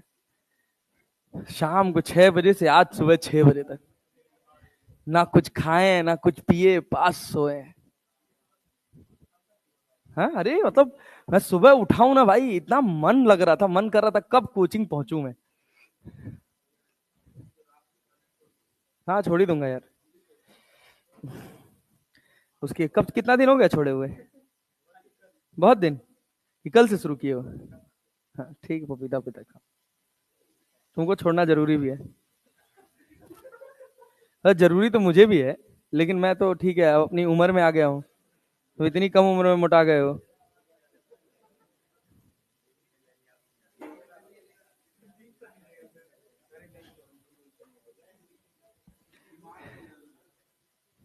चलो भाई, निकल पाए? अरे निकाल पाए? काइनेटिक एनर्जी बराबर क्या लिखोगे? 1/2 मास पता है? मास लिखोगे? मत लिखो मास, क्योंकि चार्ज टू मास का रेशियो दिया हुआ है। यहाँ पे तुमको ये क्या दिया हुआ है, Q/m दिया हुआ है ना। 1/2 वी स्क्वायर कितना लिखोगे? 2.1 into 2.1 into 10 to the power 10 to the power 14 बराबर कितना? 9 into 10 to the power 9 into alpha particle है ना, तो 2 into 1.6 into 10 to the power -19 into Z कितना है? 79 into 1.6 into 10 to the power -19 and divided by क्या हो गया, आर। अरे क्लियर है? अरे क्लियर है? हाँ भैया, लिखना पड़ेगा एम। Q/m का बहुत फायदा होने वाला है नहीं। बात समझ रहे हो ना? क्योंकि एक वाला तो लिखना ही पड़ेगा। चलो देखो, सॉल्व कर लेते हैं इसको। यहां से आर बराबर क्या लिखोगे? आर बराबर क्या लिखोगे बोलो? 2। ये 2 इधर चला गया। 2 into 9 into 2 into 1.6 into 10 to the power -19 into 79 divided by इस वाले को, ये वाला तुमको लग रहा होगा बचा है, इस वाले को ऐसे रहने दो। क्यू लिख दो, इस वाले को ई लिख दो। E by the value of charge for alpha particle, the value of charge per unit mass. छोड़ो यार, बिना मतलब का गड़बड़ा रहे। ये जानते हो क्या दिया हुआ है? ये दिया हुआ है 2E/m। क्या दिया हुआ है? 2E/m। फालतू का कैलकुलेशन बड़ा करने के लिए। तो यहां से चाहो तो एक 2 को हटा दो, यहां से क्या करो, 2 को हटा दो, यहां क्या लिख दो, 2E, और यहां क्या हो गया, बाई एम। और इसका ये नीचे आ गया 2.1 into 2.1 into 10 to the power -14। तो आर बराबर लिख लो। समझ आया क्या गणित लगाए हैं? अरे पल्ले पड़ा, कौन सा वाला? +14। हाँ। ये 2E/m समझ आया? 9 इंटू 10 टू द पावर 9, तो 19 + 9, 19 + 9। ठीक है, ये ई था कि नहीं था? ई था ना। और हमको दिया क्या था, ई की 2E/m। तो ये वाला 2 उठा के यहां डाल दिया, और इसका मास m गया, तो 2E/m का वैल्यू लिख दो वहां पे 4.8। तो कितना, 9 इंटू 2 इंटू 1.6 इंटू 79 और क्या इंटू 10⁻⁻, -19 और कितना -19 और कितना +9 -14 और 2e/m कितना दे रखा है 7, तो +7 इंटू 4.8 डिवाइडेड बाई कितना 2.1 इंटू 2.1। सॉल्व करो भैया, हम नहीं जानते, निकालो जो आएगा आंसर। कितना आ रहा है 4.6 इंटू 10⁻⁻, पक्का? हमको लग रहा है 1.1 आना चाहिए यार इसका। हाँ हाँ हाँ, तो भाई अरे हम यहाँ एक मास का प्रोटॉन थोड़ी लिखे हैं, प्रोटॉन हम काइनेटिक एनर्जी किसकी है क्या? अबे भाई गजब आदमी हो यार, ये क्या कर रहा? The value of charge and mass for alpha particle is, clear है? काइनेटिक एनर्जी किसकी है? काइनेटिक एनर्जी किसकी है? अल्फा पार्टिकल का मास कितना लिखे हैं m, 4m लिखे हैं क्या? 4mp लिखे हैं नहीं ना? तो ये तो 2e/m। ई चार्ज किसका है? अल्फा पार्टिकल का। ये m मास भी किसका है? अल्फा पार्टिकल का। हम मास ऑफ प्रोटॉन थोड़ी लिखे हैं कि 4mp लिखे। अगर यही कहता था charge to mass ratio of proton, तो फिर हम ये यूज ही क्यों करते भाई? कोई फायदा ही नहीं होता, हम मास का वैल्यू ना डाल देते डायरेक्टली वहां पे। बात समझे ना? गणित लगाओ करो। कितना आ रहा है इसका? 4.6 आ रहा है? नहीं आएगा यार, कैलकुलेटर खोलो तो जरा। 9 गुड़े 2 गुड़े 1.6 गुड़े 79 गुड़े 4.8 डिवाइडेड बाई 2.1 डिवाइडेड बाई 2.1, 2.47 आ रहा भाई। कितना आ रहा है 2.47। भाई कर लेना यार, जो भी आ जाए यार निकाल लेना, मैं कैलकुलेशन नहीं करने जाऊंगा। अब जो भी आ जाए वो पावर वावर देख लेना। अगला हिस्सा क्या भाई साहब? Bohr's atomic model, Bohr's postulate. Bohr के 3 पॉस्टुलेट थे। बोर के कितने पॉस्टुलेट? 3। चलो यहां से तुम्हारा बेसिक एटॉमिक स्ट्रक्चर शुरू होता है भैया। लेकिन सुनिए Netaji, distance of closest approach का 3-4 सवाल बना लीजिएगा, थोड़ा कैलकुलेशन पे कमांड हो जाएगा, कॉन्सेप्ट के नाम पे कुछ है नहीं। या तो काइनेटिक एनर्जी बराबर KQ1Q2/R लिखना है, या 1/2 mv² बराबर KQ1Q2/R लिखना है, बस इतना ही है। तो जोड़ घटाना में गलती मत करिएगा, मॉडर्न में बहुत होता है। अब क्या भाई साहब? Bourse postulate. बोर के 3 पॉस्टुलेट थे। पहला पॉस्टुलेट था कि सेंटर पे न्यूक्लियस है। क्या भाई साहब? सेंटर पे न्यूक्लियस, और इलेक्ट्रॉन न्यूक्लियस के चारों तरफ सर्कुलर ऑर्बिट में गोल घूम रहा है। अरे क्लैरिटी है? अरे आना तो बोल लो यार।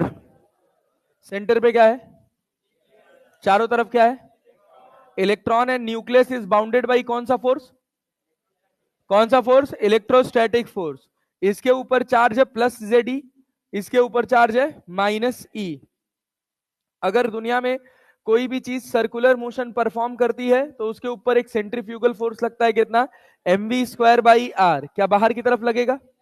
यहां पे इसकी रफ्तार कितनी है? v। तो फर्स्ट पोस्टुलेट कहता है कि mv²/r जो होगा वो बराबर होगा k, q कितना था? e, और दूसरे वाले का ZE divided by r²। This was the first postulate.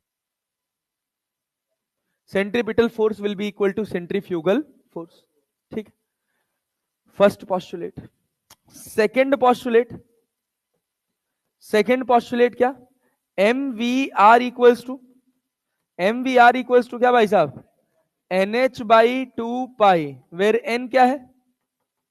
n क्या है? Number of orbitals. याद है कल भी बताया था ये? अरे क्या स्टैंडिंग वेव से निकल के आया था? mvr equals to nh/2π। Third postulate, third postulate कि अगर कोई इलेक्ट्रॉन है किसी ऑर्बिट में गोल घूम रहा है तो उसकी जो टोटल एनर्जी होगी वो किसके बराबर होगी?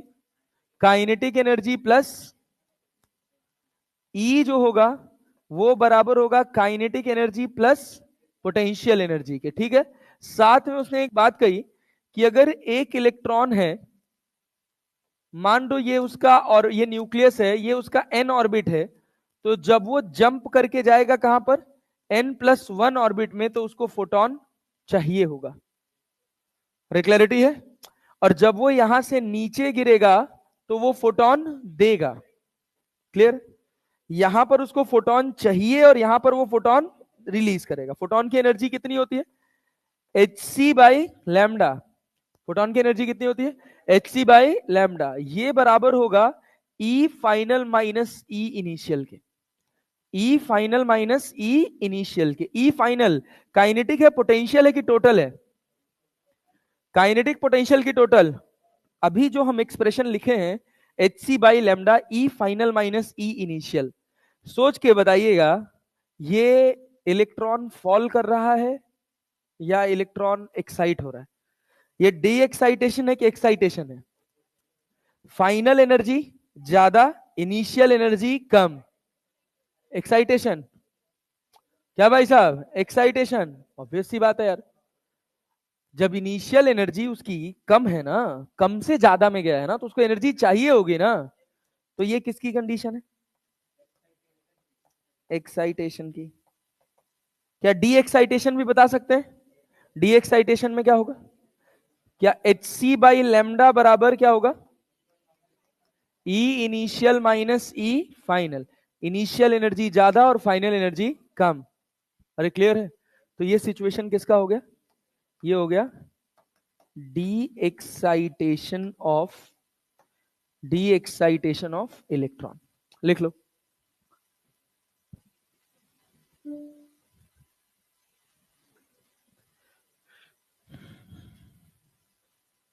एमवीआर को एंगुलर मोमेंटम भी लिखते हैं। MVR is written as angular momentum.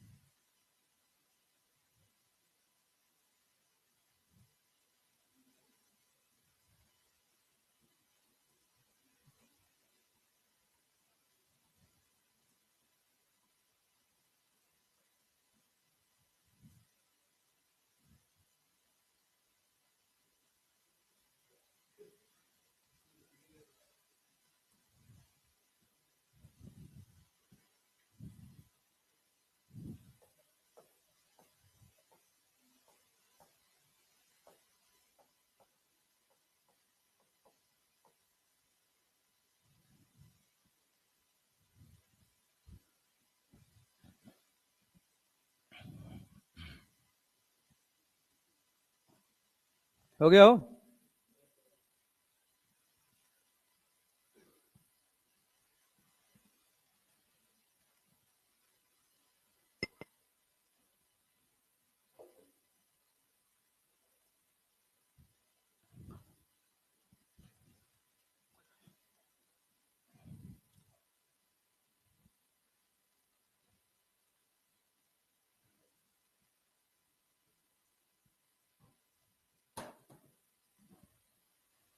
चले आगे बढ़े मित्र? थोड़ा तेज पेन चलाओ यार। हो गया?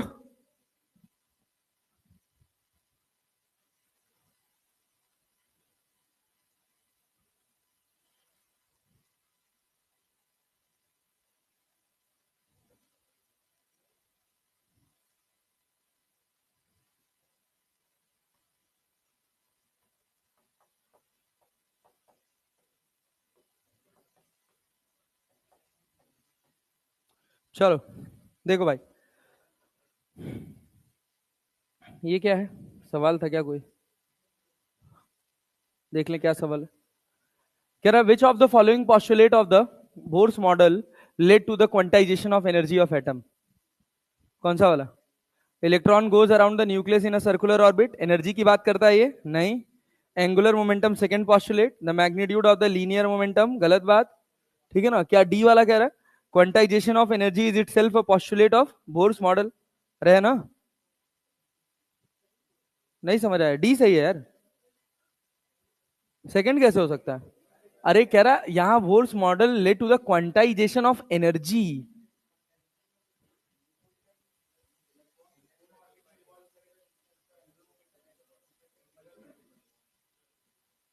क्वांटाइजेशन ऑफ एनर्जी कहता है कि उसका एनर्जी कांस्टेंट रहेगा ना उस ऑर्बिट में। वो तो एंगुलर मोमेंटम का है ना भाई। है कि बी होगा? ए तो नहीं होगा। ए नहीं होगा, सी नहीं होगा। The magnitude of linear momentum of the electron is quantized. The angular momentum of the electron can only be an integral multiple of h/2 pi. ठीक है, ये सही तो है। Quantization of energy itself a postulate of the Bohr's atomic model. समझ? ये तो angular momentum के क्वांटाइजेशन की बात कर रहा है ना भाई। एनर्जी का क्वांटाइजेशन डी ही होगा। अरे एनर्जी का क्वांटाइजेशन का मतलब है, लेकिन क्वांटा का मतलब होता है नंबर यार। क्या?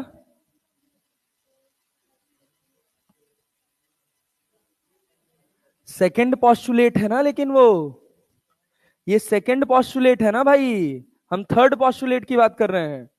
एनर्जी के क्वांटाइजेशन की बात कर रहा है, ये एंगुलर मोमेंटम के क्वांटाइजेशन की बात कर रहा है। ये क्या कह रहा है? दस the angular momentum of the orbital orbiting electron is quantized. Energy के क्वांटाइजेशन की बात कर रहा है। D is the right answer. ठीक है। अरे सेकंड भी सही है, बट सेकंड थर्ड पॉस्टुलेट है, सेकंड पॉस्टुलेट है भाई। जब वो किसके एंगुलर किसके क्वांटाइजेशन की बात कर रहा है। अगर हम यहां क्वांटाइजेशन ऑफ एनर्जी की जगह क्वांटाइजेशन ऑफ क्या लिख देते हैं, एंगुलर मोमेंटम, तो तब सेकंड सही होता ना। चलो ये बताओ, ये क्या पूछ रहे? The change in angular momentum of electron. Yes, ये बताओ।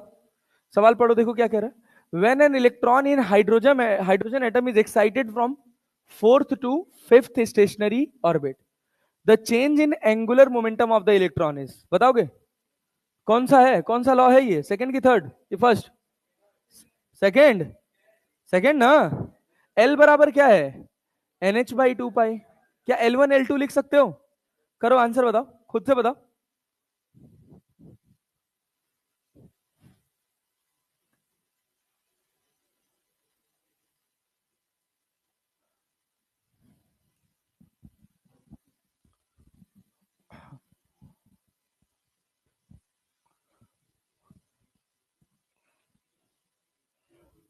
कौन सा आंसर आ रहा है? सी 1.05। ओह गुड जॉब, बड़ी मेहनत किए हो यार। वे गधेड़ हो। ये सोच, सुन, एन का ही तो अंतर है। पहले में कितना था? 4। दूसरे में कितना था? 5। तेरे से पूछा गया चेंज इन एंगुलर मोमेंटम ना, डेल्टा एल, तो h/2 पाई होगा ना। तो h का वैल्यू कितना है जी?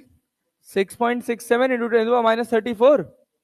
और 2 पाई का वैल्यू कितना है? 3.14।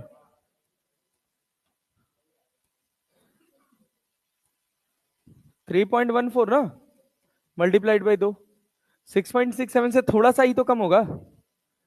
तो अप्रोक्सीमेटली 1 के नियर बाई कौन है? नेक्स्ट वन इज रेडियस क्या होता है, वेलोसिटी क्या होती है, टाइम पीरियड क्या होता है, और एनर्जी क्या होता है। ठीक है ना, बहुत आसान होता है।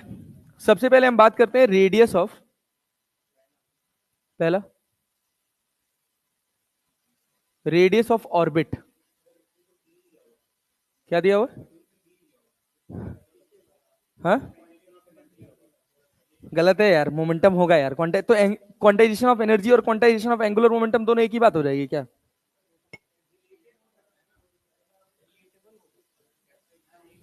क्वांटाइज सुनो तो, क्या क्वांटाइजेशन ऑफ, देखो क्वांटाइजेशन ऑफ एनर्जी का मतलब है कि किस एनर्जी का फोटोन वो एमिट करेगा। बात समझे? क्वांटाइजेशन ऑफ मोमेंटम का मतलब है, क्वांटाइजेशन ऑफ मोमेंटम का मतलब है कि एंगुलर मोमेंटम के कंजर्वेशन की हम बात कर रहे हैं। ठीक है, डी सही होगा, बी सही नहीं होगा। बट फिर भी एक बार मैं वेरीफाई कर लूंगा, मुझे लगता है एनर्जी का क्वांटाइजेशन ही थर्ड लॉ है। चलो यहां देखो, रेडियस ऑफ ऑर्बिट।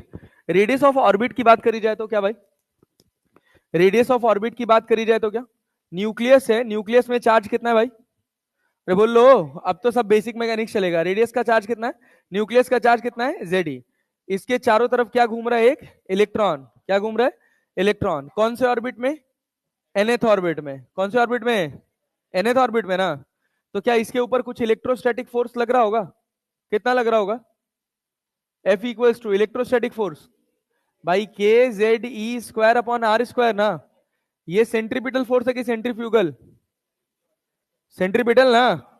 इसका सेंट्रीफ्यूगल लगेगा mv²/r। क्या r से स्क्वायर काट दें, तो r बराबर अपन क्या लिख सकते हैं, KZe²/mv²। दो अननोन है ना, तो r पता है ना, तो v पता है। क्या सेकंड पोस्टुलेट जानते हैं, क्या होता है second postulate, mvr equals to nh/2 mvr equals to nh/2। हम क्या कर रहे हैं, यहां से r का वैल्यू निकाल रहे हैं, nh/2 सॉरी v का वैल्यू निकाल रहे हैं। v का वैल्यू कितना, nh/2 mr। ये वैल्यू उठा के यहां डाल दे भाई, अरे डाल दिया जाए, देखो क्या मिलेगा, देखो क्या मिलेगा। r बराबर, सुनो r बराबर क्या लिखें, क्या KZe² क्या था, m को बाहर कर दें, अरे m को बाहर कर देना, v² लिखोगे तो क्या मिलेगा, n²h²। और ऊपर क्या चला जाएगा, 4π²m²r²। क्या r से ये स्क्वायर कट जाएगा, अरे कट जाएगा। अब यहां से इस r का वैल्यू देखो, r बराबर कितना, m n²h² डिवाइडेड बाई। सोचो क्या इस m से ये m को यहां काट दें, अरे काट दिया जाए ना, तो और कुछ कटेगा क्या, k की जगह 1/4πε0 डाल दो, बाद में डाल देंगे, अभी साफ सुथरा इसको रहने देते हैं। n²h² अपॉन, बोलो बोलो बोलो, n²h² अपॉन 4π/KZe²m, 4π²KZe²m। क्या बचा, और भी कुछ बचा, और कुछ बचा, 4π²m KZe²। सब आ गया क्या, आ गया ना। अगर आप ध्यान से देखो तो h², सुन भाई, h² अपॉन 4π²KE²m, ये सब कांस्टेंट है। और ऑर्बिट टू ऑर्बिट या एटम टू एटम जो वेरी कर रहा है, वो क्या वेरी कर रहा है, n और z, n और z। क्या प्लैंक्स कांस्टेंट की वैल्यू जानते हो, 4π का वैल्यू जानते हो, k क्या इलेक्ट्रोस्टैटिक कांस्टेंट है, क्या होता है 9 × 10⁹। चार्ज ऑफ इलेक्ट्रॉन जानते हो, मास ऑफ इलेक्ट्रॉन जानते हो, जानते हो ना। वेरिएबल क्या है, n²/z, n²/z। तो r बराबर क्या हो गया यहाँ पे, r बराबर यहां पे हो जाता है 0.53। इस पूरे कांस्टेंट की वैल्यू रख के जब तुम सॉल्व करते हो तो ये मिलता है 0.53 इंटू 10⁻⁻10 n²/z मीटर। तो इसको हम लिख लेते हैं 0.53 n²/z एंगस्ट्रॉन। यही रिजल्ट याद रहना चाहिए, इसका कोई मतलब नहीं। कौन सा वाला, कौन सा वाला, कब आया था, केमिस्ट।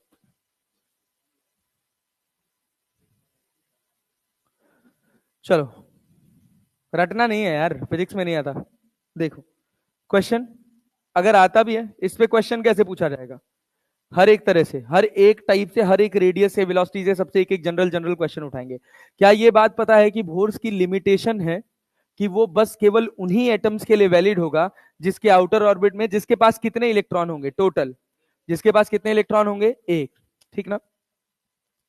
तो पहली बात तो ये कि it is only valid for, क्या भाई, it is only valid for atoms having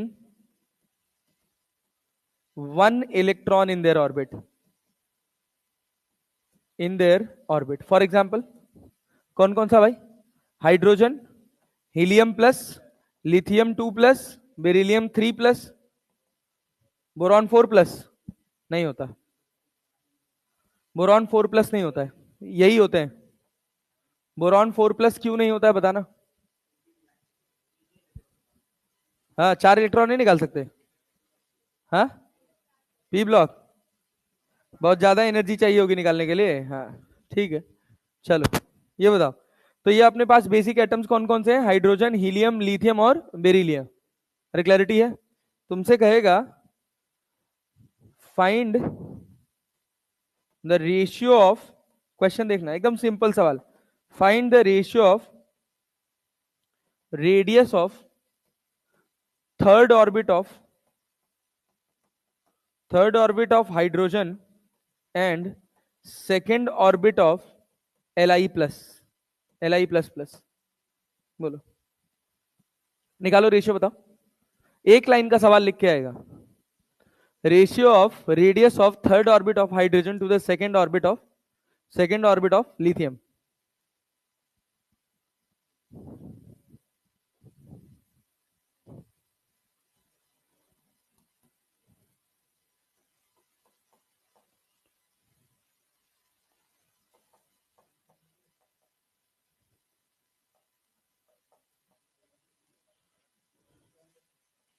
हाँ भाई, कितना आ रहा है?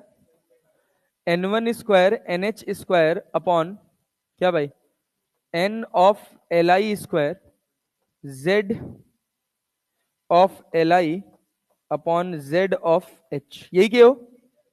अरे यही के हो, यही आता ही है। तो NH कितना? हाइड्रोजन कौन सा ऑर्बिट है? 3, तो 3 3 9, और लिथियम का 2, तो 2 दूना 4। ZH हाइड्रोजन में, हाइड्रोजन में 1, और इसमें लिथियम में, अच्छा उल्टा होगा ना इसमें। हाँ, तो यहाँ कितना होगा? 3, और यहाँ कितना? 1, 9 3 27, 27/4। अच्छा, मान लो इन दोनों में से किसी एक का रेडियस दिया हो, दूसरे का रेडियस पूछ ले, निकाल पाओगे? ऐसे और सवाल कराऊं, ऐसे और सवाल कराऊं रेशियो बेस्ड? नोट कर लो लोग, नोट कर लो।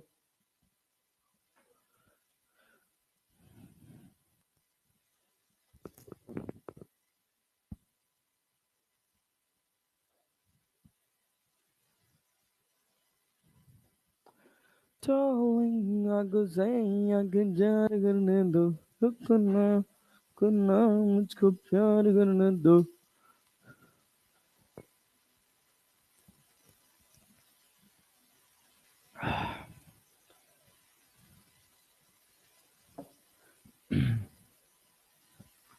हो गया हो? थोड़ा तेज लिखो।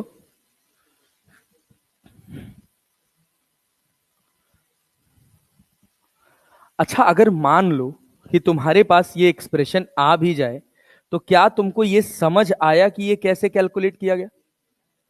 कोई खास बात नहीं है। फोर्स लिखो, एंगुलर मोमेंटम लिखो, वेलोसिटी की वैल्यू उठाओ, ऊपर वाले में रख दो, दैट्स इट।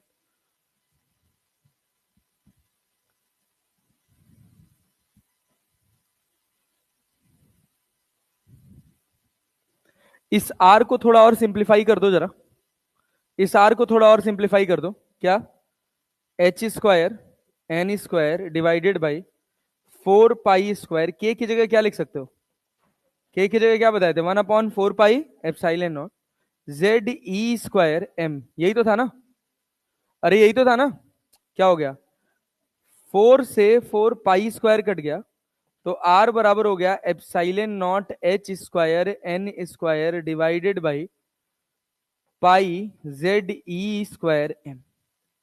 ये वाला फाइनल रिजल्ट लिख लेना, खाली सिंप्लीफिकेशन से आए बस, थोड़ी सी गणित।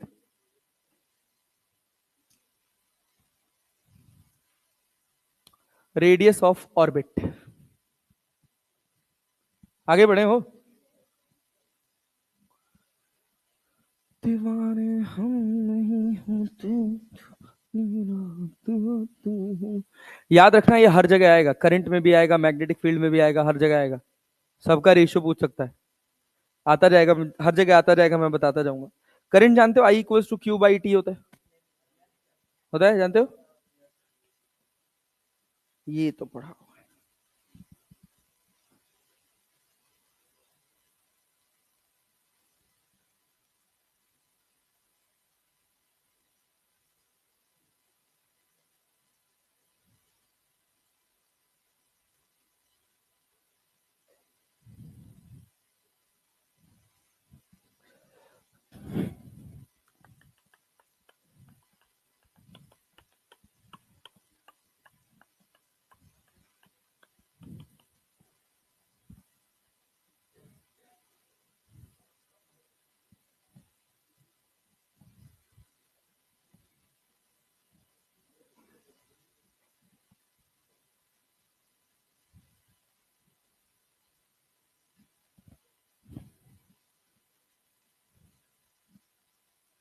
हो गया?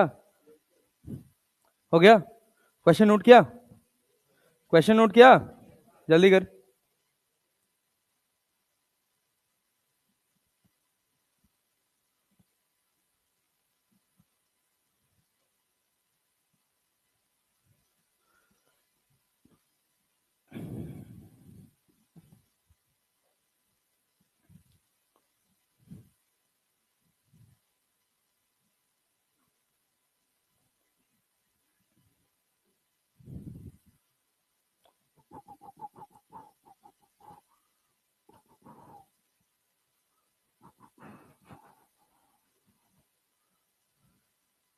लिखो, एक एक क्वेश्चन और लिख लो फट से, फटाक से बता देना। बोलू? बोलू? अभी तो नोट ही कर रहे हैं सब। थोड़ा तेज लिख भाई, थोड़ा तेज पेन चला यार।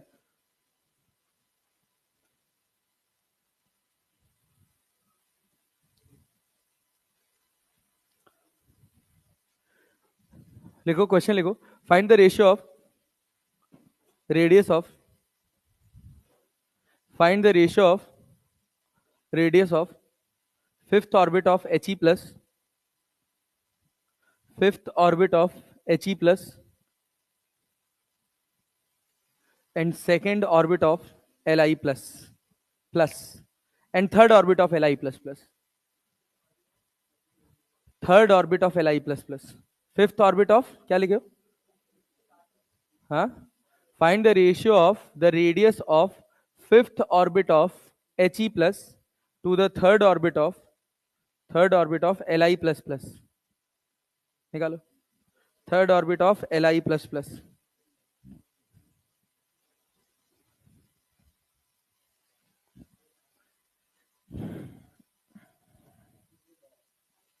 हाँ भाई बोलो, आगे बढ़ते हैं।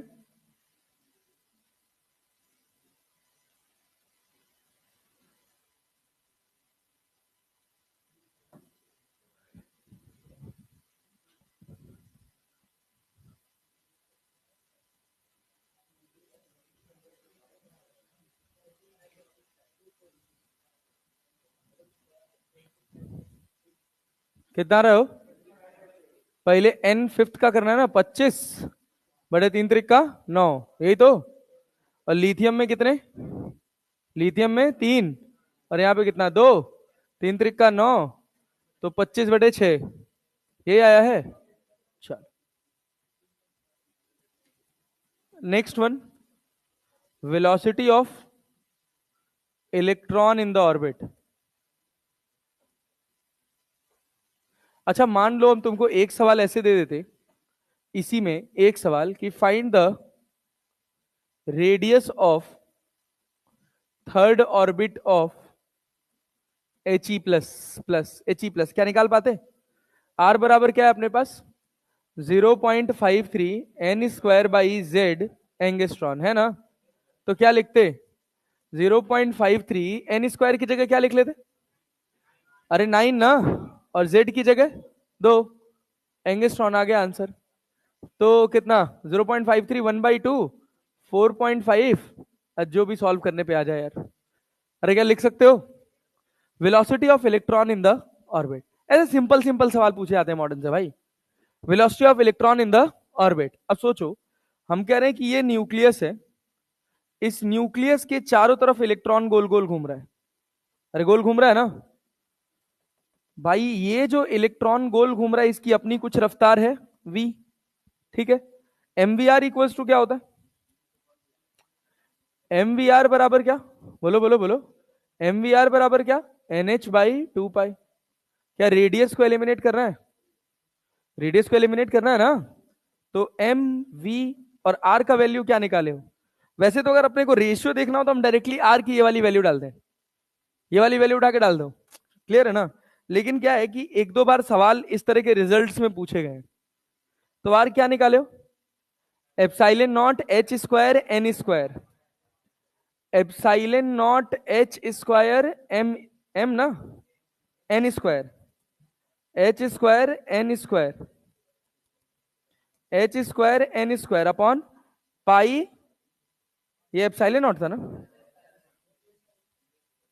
H square N square pi Z E square क्या है, pi Z E square M, pi Z E square M, ये किसके बराबर, N H by two pi, किसके बराबर है, एन एच बाई टू पाई के। कुछ कटेगा, पाई से पाई कट जाएगा, और एच से स्क्वायर कट जाएगा, एन से स्क्वायर कट जाएगा, जेड यहां पे है ही है, और कुछ नहीं कटेगा, एम से एम, हाँ इस एम से ये एम कट जाएगा, तो v बराबर कितना हो जाएगा, v बराबर कितना हो जाएगा बोलो, Z E square by by by epsilon naught H, और यहां पे क्या 2, अरे और यहां पे क्या बच गया n, अरे बचा ना, तो v बराबर कितना हो गया, E square 2 epsilon naught H into Z by N.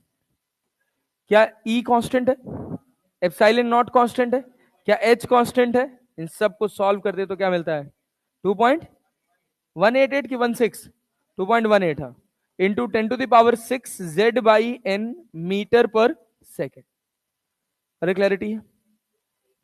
अब जो सवाल मैं ऊपर वेलोसिटी का पूछा हूं, सेम वही क्वेश्चन आपसे किसमें पूछा जाएगा, रेडियस में, इसमें जो हम रेडियस में पूछे वही किसमें पूछा जाएगा, वेलोसिटी में। That's it. Question, seventh orbit of v1 upon v2 निकालना है, ratio of velocity of third orbit of hydrogen to the fifth orbit of H E plus. क्या बता सकते हो, क्या लिखोगे, V H upon V H E that is equal to, भाई क्या, Z H upon Z H E into N H E upon N H, खत्म। Hydrogen का जेड कितना होता है 1, हीलियम का 2, एन एच, हीलियम का, हीलियम का कौन सा ऑर्बिट है 5, और हाइड्रोजन का 2 कि 3, थर्ड, थर्ड ना, तो कितना हो गया अपने पास आंसर 5/6, ये हो गया we H upon V H. अगर हम किसी स्पेसिफिक ऑर्बिट का रेशियो रेडियस डायरेक्ट वेलोसिटी पूछ ले डायरेक्टली, तो क्या बता सकते हो, वेलोसिटी बता सकते हो, हाँ क्या होगा, वेलोसिटी बोलो बोलो बोलो बोलो बोलो। अच्छा, मतलब किसी ऑर्बिट का, मान लो हम कह रहे हैं एल आई प्लस का बताओ, एल आई प्लस प्लस का वेलोसिटी बताना है आपको थर्ड ऑर्बिट में, क्या लिखोगे थर्ड ऑर्बिट में, v बराबर कितना 2.18 इंटू 10⁶, z का वैल्यू 3, n का वैल्यू भी 3, क्या हो जाएगा 2.18 इंटू 10⁶ मीटर पर सेकेंड। अरे आगे क्या, आगे भाई, पक्का ना, देख लो, आगे बढ़े, रुको लिखना अभी, लिखना अभी। हम सवाल पूछ रहे हैं, find the ratio of linear momentum of third orbit of H E plus to the second orbit of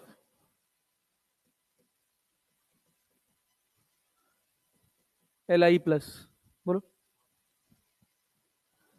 the ratio of linear momentum of third orbit of H E plus to the second orbit of L I plus.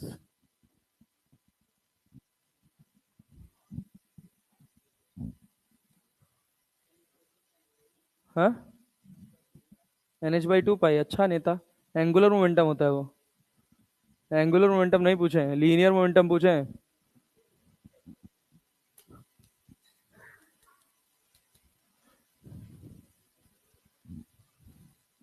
क्या होगा, अबे गधेड़ो इतना मेहनत कर रहे हो, हाँ, जो वेलोसिटी का आएगा वही तो लीनियर मोमेंटम का आएगा, तो मास क्या, मास इलेक्ट्रॉन का होता है, मुंह घूम जाए अभी। M V R equals to N H by two pi में मास किसका है, न्यूक्लियस का, कौन गोल घूम रहा है, इलेक्ट्रॉन, तो मास तो इलेक्ट्रॉन का ही रहेगा, हमको पता था सब यही करेंगे। अब तो नहीं करोगे भाई। देख, तूने अगर P1/P2 लिखना है, लीनियर मोमेंटम का रेशियो लिख रहा है, तो ये किसका लीनियर मोमेंटम है, न्यूक्लियस का कि इलेक्ट्रॉन का? तो सर, हीलियम वाले में इलेक्ट्रॉन का मास अलग होगा, लिथियम वाले में अलग होगा। गधा दास।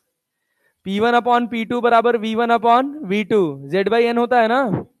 तो Z1/Z2 बराबर Z1/Z2 इंटू N2/N1। Z1 किसका है? Z1 किसका है? थर्ड ऑर्बिट, मतलब कितना, दो।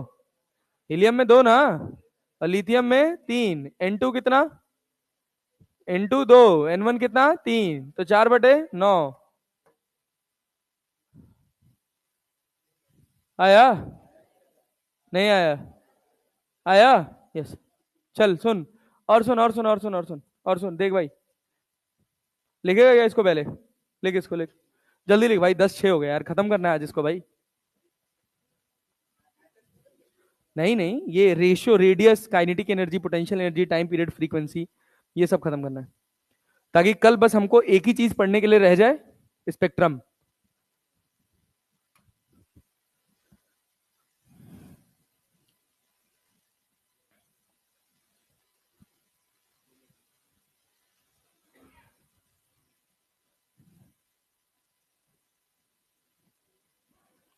ना कजरे की धार, ना मोतियों के हार, ना कोई किया श्रृंगार, फिर भी कितनी सुंदर हो।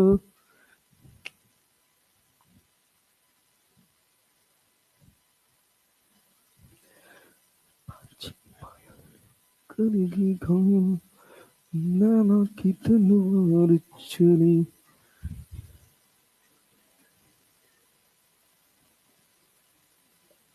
हनी सिंह का एक गाना है पायल, है क्या चल रहा है भाई वो ट्रेंडिंग में, पैराडॉक्स, यस। गुड राइटर यार।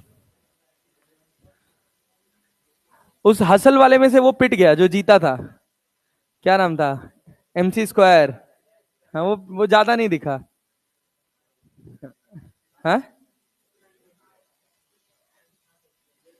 Energy mass एक्सलेंडर। बट यार उसके गाने बड़े अच्छे अच्छे थे यार, जो हसल में उसने गाए थे वो सारे अच्छे गाए थे। हाँ, तो बढ़िया यार, पढ़ना चाहिए यार। अब वो डिपेंड करता है कि तुम कौन सा उपन्यास पढ़ रहे हो। चेतन भगत, खूब पढ़े हम एक समय चेतन भगत को। हाफ गर्लफ्रेंड, हाफ गर्लफ्रेंड पढ़ रहे थे तो एक दिन कोचिंग का गोला टिका दिए थे, पढ़ाने जाना था, गए ही नहीं, हम कहा नहीं नहीं जाएंगे, खत्म करेंगे इसको, तो पहले खत्म किया उसको। बकवास। हाँ,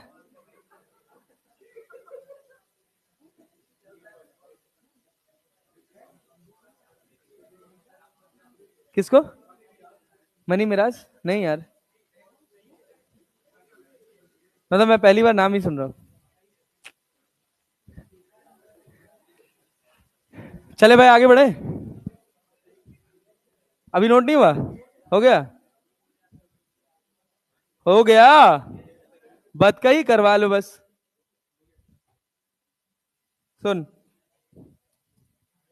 ये बता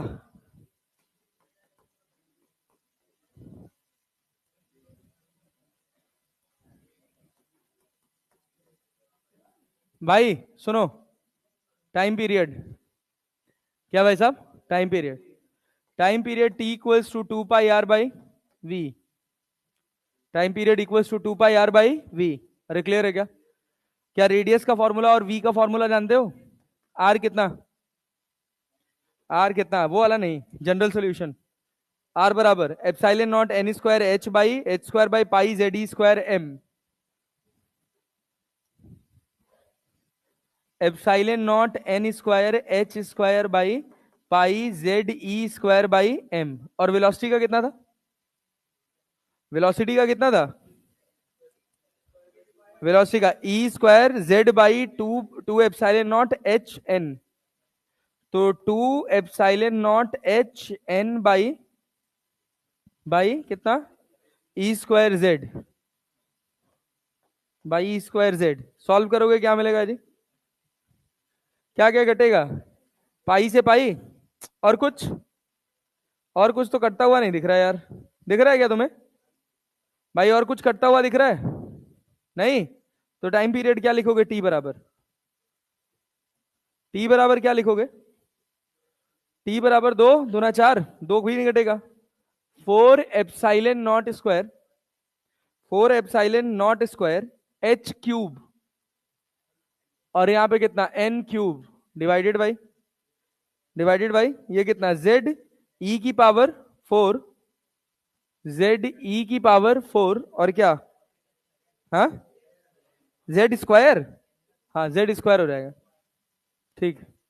तो जेड स्क्वायर को बाद में लिखेंगे। ये हो गया अपने पास कितना, ई स्क्वायर एम, ई की पावर 4, ई की पावर 4 एम, और यहां पे कितना जेड की जेड स्क्वायर, तो ये N cube by Z square हो गया, अरे हो गया ना। इसको चाहो तो तुम डायरेक्टली रिजल्ट याद कर सकते हो, टी बराबर कितना 2 πr/v, तो टी बराबर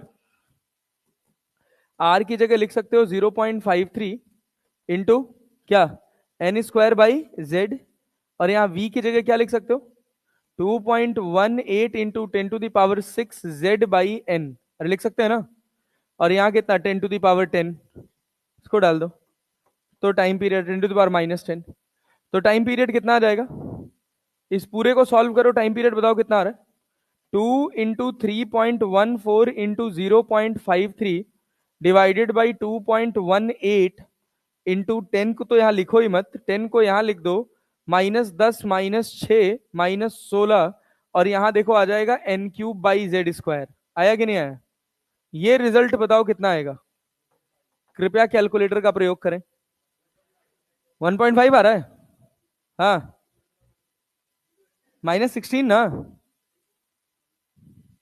कैसे यार, अरे ये एंगस्ट्रॉन में था ना भाई, आर की वैल्यू तो एंगस्ट्रॉन में थी ना, तो 10⁻10 की है, और रफ्तार +6 में थी, तो ऊपर जाएगी तो -6 हो जाएगी, समझे ना, -16 होगा। तो ये सॉल्व करो, कैलकुलेटर चलाओ, कितना आ रहा है, पक्का निकाले हो ना, 2 × 3.14 इंटू 0.53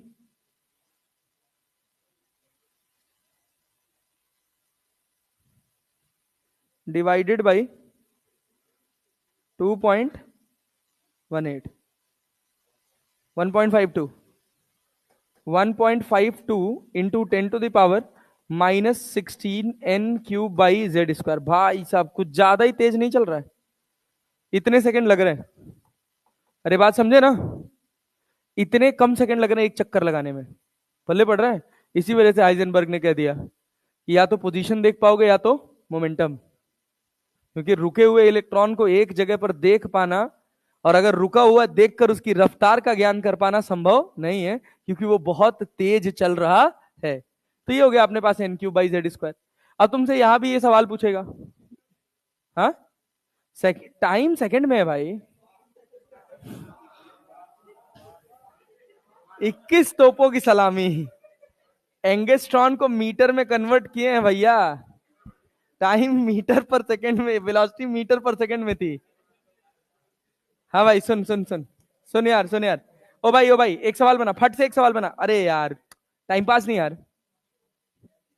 ये बताओ भैया, अगर फ्रीक्वेंसी का रेशियो लिखना होगा तो क्या लिखोगे, फ्रीक्वेंसी क्या हो जाता है 1/t, हो जाता है ना, अरे होगा, तो क्या हो जाएगा 1/1.52 इंटू 10⁻−16, अरे हुआ ना, और यहां क्या होगा z² upon n cube, z² upon n cube, इसको सॉल्व करो कितना आएगा फ्रीक्वेंसी एफ में, फ्रीक्वेंसी बताओ 10⁻15, 10 डिवाइडेड बाई 1.52 कर दो ना, कितना आ रहा है 10⁻15 z² बाई n क्यूब, बताओ।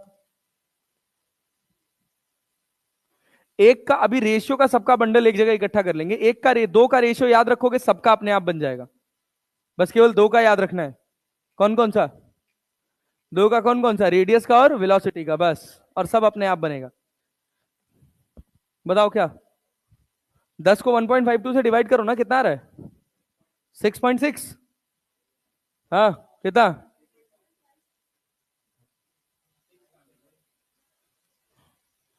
हे सीरी, 10 डिवाइडेड बाई 1.52, 6.57। नहीं बता रही।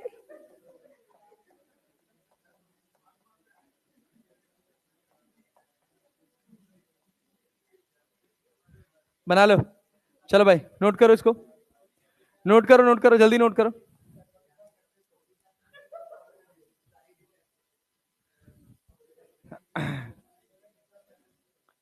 बनाओ बनाओ बनाओ।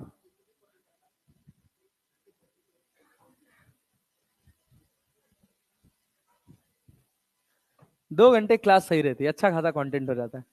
1.5 घंटे वाले में हरी है, हरी हरी में कुछ हो नहीं पाता यार ढंग से, भागते रहो भागते रहो।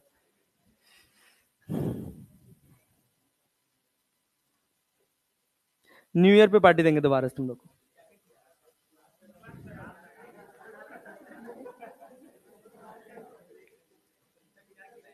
हाँ, समोसा और क्या खाओगे? फिर एक समोसा तो, समोसे के साथ कोल्ड ड्रिंक भी पिलाएंगे। देखिए, एक में मन नहीं भरता है, ज्यादा बाहर का खाना नहीं चाहिए यार, थोड़ा थोड़ा दिन पे खाओ। पूरी सब्जी बनवा दें, बहुत सस्ते में हो जाएगा, कोई दिक्कत नहीं है। भंडारा,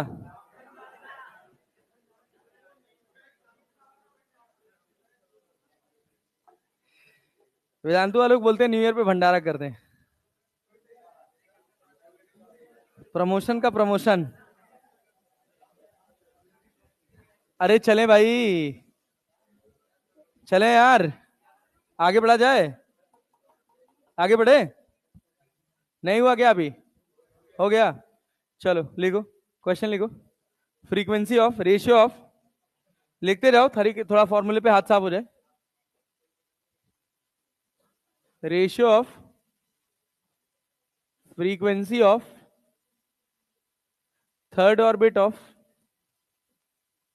hydrogen to fifth orbit of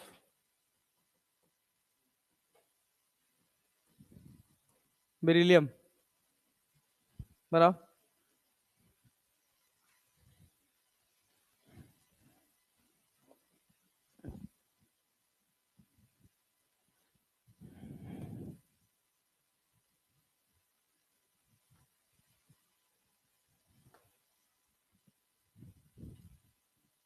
frequency क्या है?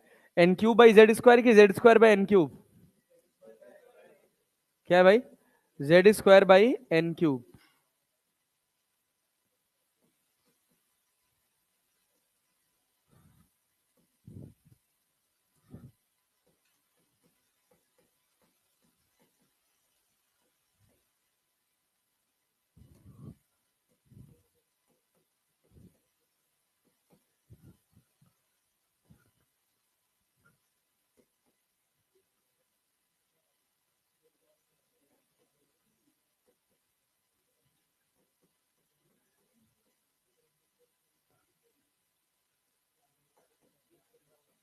अरे क्लियर है?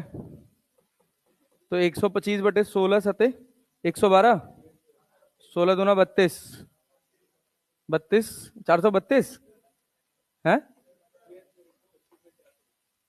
125/432, ठीक है, हो गया।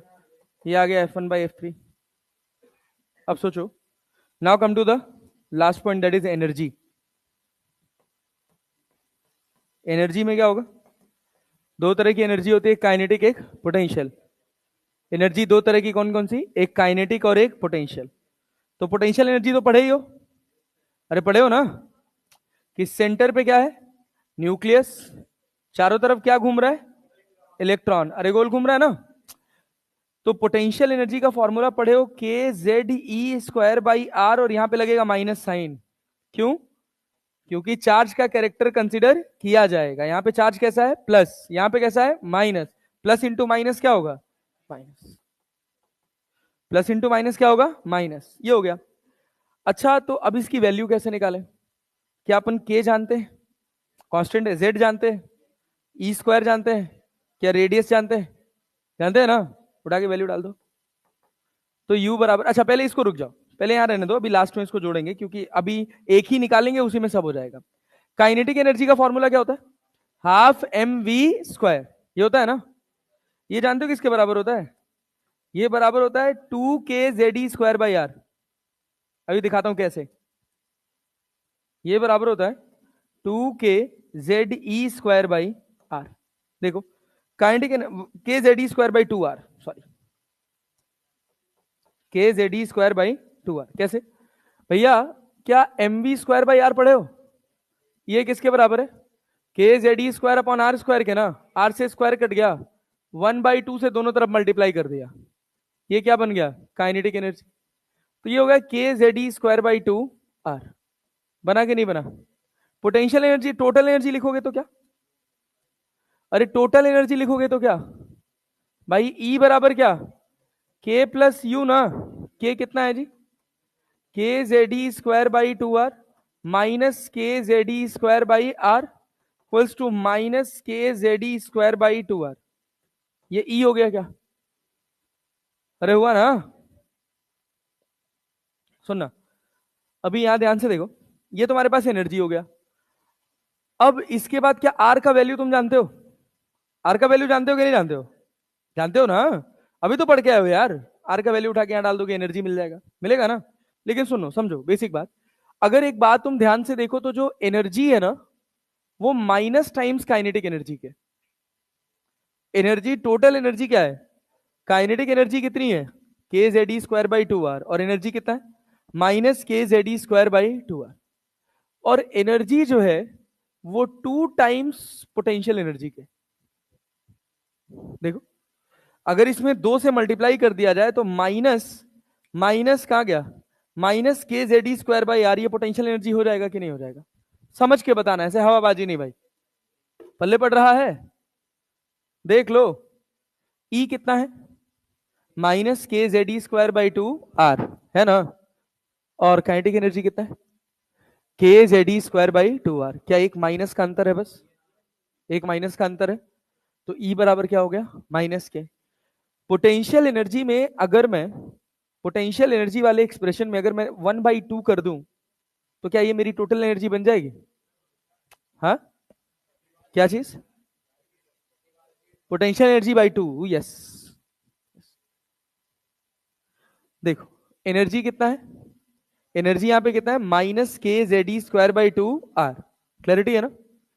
अगर इसमें हम 2 से मल्टीप्लाई कर दें तो ये क्या हो जाएगा, अरे भाई 2 से मल्टीप्लाई कर दोगे तो क्या हो जाएगा, kze², अरे दोनों तरफ 2 से मल्टीप्लाई कर दे रहे हैं, एक तरफ तो करेंगे नहीं, कोई भी ऑपरेशन परफॉर्म करोगे तो एक तरफ तो कर नहीं पाओगे, तो 2 बराबर परफॉर्म करोगे तो माइनस kze²/r हो जाएगा, यहाँ 2 था, 2 से 2, भाई साहब एनर्जी बराबर क्या है, माइनस kze²/2r, हम कह रहे हैं यहां 2 से मल्टीप्लाई कर, यहां 2 से मल्टीप्लाई कर, क्या ये 2 से 2 घटेगा, तो -2e बराबर क्या मिलेगा, u मिलेगा, माइनस kze²/r, तो e बराबर कितना हो गया, u/2, ये रिजल्ट याद रहना चाहिए। क्लियर है क्या, दोनों रिजल्ट, पहला वाला भी और दूसरा वाला भी। अब इसको सॉल्व करो, अब इसको सॉल्व करो, e बराबर क्या, माइनस kze²/2, r की जगह कितना होता है, रेडियस का formula, general formula, general formula radius का क्या है, epsilon not h² n² upon pi ze² m, हाँ एप्सिलॉन नॉट बोल दो भाई, epsilon not h² n² upon 4 पाई, 4 पाई था ना, 4 पाई, 4 पाई नहीं होगा, पाई होगा केवल, 4 कट जाता है, यस, पाई ze²m, यही था ना, कि m² भी था, हाँ बस ना, n, m है बे, n कहां रहेगा भाई, गजब हो एकदम से, पाई ze² m, ऊपर n है, यही तो था, एप्सिलॉन नॉट एच स्क्वायर है ये एप्सिलॉन नॉट एच स्क्वायर है। अब यहां से क्या मिलेगा, जेड स्क्वायर ऊपर चला जाएगा। अरे जेड कुछ कटेगा, कुछ कटता हुआ दिख रहा है, नहीं। कुछ कटता हुआ दिख रहा है, नहीं। तो ई बराबर क्या लिखोगे, के लिखे अगर 1/4 पाई एप्सिलॉन नॉट तो कट जाएगा। के की जगह क्या लिख दें, 1/4 पाई एप्सिलॉन नॉट। और यहां क्या था, 2 एप्सिलॉन नॉट एच स्क्वायर, और ऊपर क्या, एन को बाद में रहने दो, पाई, पाई इसको बना दे, क्या जेड स्क्वायर हो जाएगा, ई की पावर 4 हो जाएगा, और क्या हो जाएगा, एम हो जाएगा, और यहां पे क्या था, एन स्क्वायर। क्लियर है, पाई से पाई कट जाएगा, epsilon not epsilon not epsilon not square हो जाएगा। तो क्या बना, ई बराबर माइनस ऑफ कितना, माइनस ऑफ ई की पावर 4 एम, और यहां पे क्या, Z square divided by 4 2 8 epsilon not square H square, और यहां पे क्या, एन स्क्वायर। अरे क्लियर है, क्लियर है भाई। ये पूरा सॉल्व करने के बाद जानते हो कितना आता है, -13.6 Z square upon N square electron volt. हाय, तो तुम सोच रहे होगे याद कितना बड़े बड़े फॉर्मूले याद करेंगे, तो कोई याद करने की जरूरत नहीं है। एनर्जी में तो तुमको कतई नहीं पूछेगा कि जनरल फॉर्मूला क्या था, उसको बस इसी से मतलब है। अगर किसी का जनरल फॉर्मूला पूछता भी है तो वो बस दो का पूछेगा, एक रेडियस और एक वेलोसिटी। इसके अलावा और किसी के जनरल फॉर्मूले से सवाल नहीं आएगा। जो भी आएंगे वो रेशियो वाले आएंगे या रिड्यूस्ड फॉर्म वाले आएंगे। क्लियर। तो अब यहां तक जितना हम पढ़े हैं, इसको अगर हम थोड़ा समराइज करें तो ये पता है कि रेडियस क्या है, रेडियस ऑफ ऑर्बिट, बोलो बोलो बोलो, 0.53 क्या, N square by Z, angstrom है ना। और वेलोसिटी का कितना है, 2.18 into 10 to the power 6 Z by N. अरे क्लियर है ना, मीटर पर सेकेंड, मीटर पर सेकेंड। अरे समझ आया। अब सोच जरा, अगर तुझे इससे एनर्जी बनाना होता तो काइनेटिक एनर्जी 1/2 mv² होता है कि नहीं। तो जो प्रोपोर्शनलिटी काइनेटिक एनर्जी देगा, क्या वही एनर्जी देगा, वही पोटेंशियल एनर्जी देगा। तो energy is directly proportional to Z square upon N square. समझ आया। फ्रीक्वेंसी लिखना हो तो ये क्या होता है, 2 pi r by, sorry time period, time period, time period लिखना हो तो क्या लिखोगे, 2 pi r by v, 2 pi r by v। तो t is directly proportional to r by v, N square by Z upon Z by N. तो मतलब कितना हो जाएगा, N cube by Z square. अरे क्लियर है क्या। फ्रीक्वेंसी कितना हो जाएगा भाई, Z square upon N cube. Frequency की प्रोपोर्शनलिटी आएगी ना। अच्छा ये पढ़े हो, आई इक्वल्स टू होता है Q by T. I equals to क्या होता है, क्यू बाई टी। इलेक्ट्रॉन गोल घूम रहा है तो करंट बनाएगा कि नहीं बनाएगा, बनाएगा ना। क्यू का कोई मतलब है नहीं, वो तो चार्ज है। किसका मतलब है, बस टी का। तो I is directly proportional to T, 1/t है, फ्रीक्वेंसी है ना। तो Z square upon N cube. Current हो गया, अरे करंट हो गया पक्का। मैग्नेटिक फील्ड भी होता है, मैग्नेटिक फील्ड भी होता है। क्या लिखोगे मैग्नेटिक फील्ड,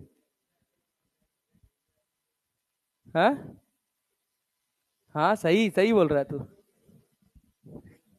क्या कह रहा, मैग्नेटिक फील्ड का बता।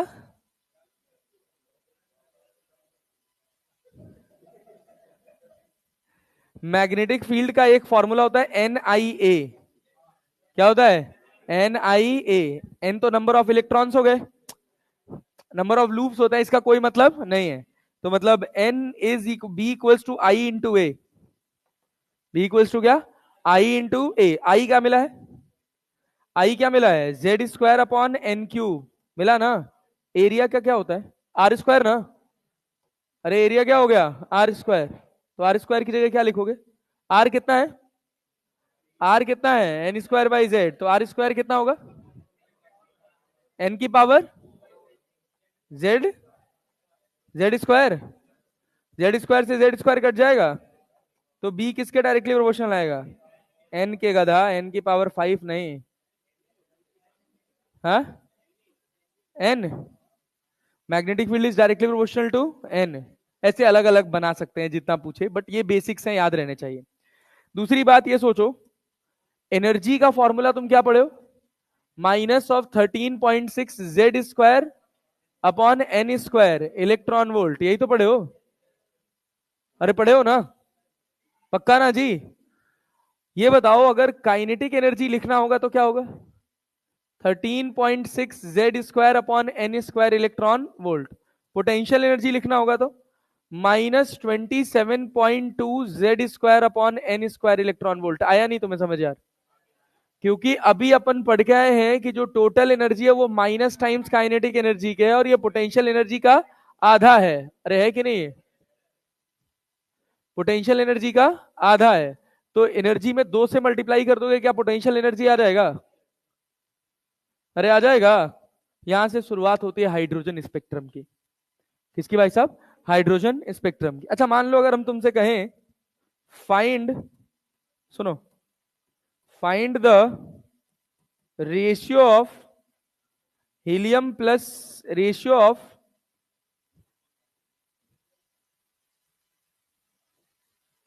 Kinetic energy of He plus and Li plus in their third orbit. क्या बता सकते हो? बता सकते हो? क्या लिखोगे? क्या लिखोगे भाई? काइनेटिक एनर्जी किसके डायरेक्टली प्रोपोर्शनल है? ऑर्बिट तो दोनों का फिक्स हो गया, तो kinetic energy is directly proportional to Z² by n², यही ना? तो K1 अपॉन K2 बराबर क्या? Z1² upon Z2²। N1 N2 लिखने का कोई मतलब नहीं है, क्योंकि दोनों का ऑर्बिट कितना है? 3। Z1 कितना हो? हीलियम का कितना? 1। हीलियम का 1, 2 ना, तो 2 दूना 4, लिथियम का 3, 3 त्रिका 9, 4/9 आंसर। अरे समझ आया? इसमें कोई खास बात नहीं है, सस्ती चीज है यार। टाइम हो गया, छोड़ दें?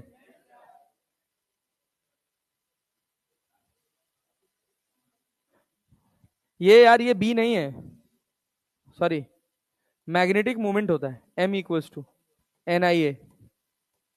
M= क्या होता है? NIA। तो M बराबर क्या हो गया? I × A, तो मैग्नेटिक मूवमेंट का। मैग्नेटिक मूवमेंट का प्रोपोर्शनलिटी किसके है? N के। मैग्नेटिक फील्ड का कैसे निकालोगे फिर? मैग्नेटिक फील्ड का कैसे निकालोगे? मैग्नेटिक फील्ड का क्या निकालोगे? बोलो बोलो बोलो। हाँ, μ0I/2r, किसी से भी μ0I/2r कर लो, μ0I/2πr कर लो। वैसे 2r से निकलेगा क्योंकि सेंटर वाले पर, सर्कुलर लूप के सेंटर पे मैग्नेटिक फील्ड का फॉर्मूला होता है μ0I/2r। क्या आई का जानते हो? आई का जानते हो? क्या निकाले हो आई का? Z² अपॉन n³ और r का क्या होता है? n²/z। तो यहां से मैग्नेटिक फील्ड का कितना आ जाएगा? z ऊपर चला जाएगा, Z² था तो ये Z³ हो जाएगा, और यहाँ क्या हो जाएगा? n⁵ ठीक है, बढ़िया। Z³/n⁵ इसको पढ़ के आना, लिख लेना जो छूटा उटा है थोड़ा बहुत। एनर्जी तक तो लिखा ही था, या नहीं लिखा है? लिख लिया तो ठीक है, नहीं लिखा है तो इसको नोट कर लेना अगली वाली क्लास में। अच्छा देखो इधर देखो, इसमें मैंने कुछ क्वेश्चन छोड़े। एक सवाल ये बता दो, 2 मिनट का है। Bohr model is inconsistent with uncertainty principle, सही है? अरे सही है भाई, वेलोसिटी और पोजीशन सब बता रहे हैं। अरे बता रहे हैं ना? ये क्या? Bohr was unable to explain the intensity of different spectral lines, सही है, लेकिन इसका इससे कोई लेना देना नहीं है, तो बी आंसर सही। कह रहा एटम्स हैव केमिकल एनर्जी, होता है, yes sir. Chemical energy is due to potential and kinetic energy of electrons in the atom, definitely. Bond breaking इसी की वजह से तो होती है, तो क्या होगा? Assertion reason both are correct and reason is the correct explanation of assertion. अब ये प्रोपोर्शनलिटी का सवाल है। बोर्स एटॉमिक मॉडल क्या कह रहा है? हाइड्रोजन एटम के लिए कह रहा है ना, the speed of electron, speed of electron 1/n। अरे Z/n होता है ना, 1/n। और दूसरा क्या पूछा है? एनर्जी n², और रेडियस, हाँ रेडियस कौन सा होगा? ए फर्स्ट। अबे पगले हो क्या? एनर्जी डायरेक्टली प्रोपोर्शनल n² के होता है, Z² अपॉन n²। क्या होता है? Z² upon n²। Number of orbit बढ़ेगा तो एनर्जी नंबर ऑफ ऑर्बिट्स बढ़ेगा तो एनर्जी बढ़ेगी घटेगी? नंबर ऑफ ऑर्बिट्स बढ़ेगा तो एनर्जी घटेगी? बढ़ेगी रे गधेड़े, नेगेटिव में है।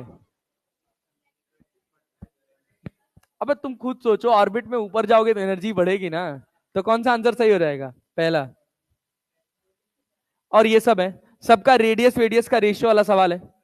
यहां तक तुम चाहोगे तो सब सवाल बन जाएंगे, इसके पहले तक यहां तक सब बना के ले आना, ठीक है ना?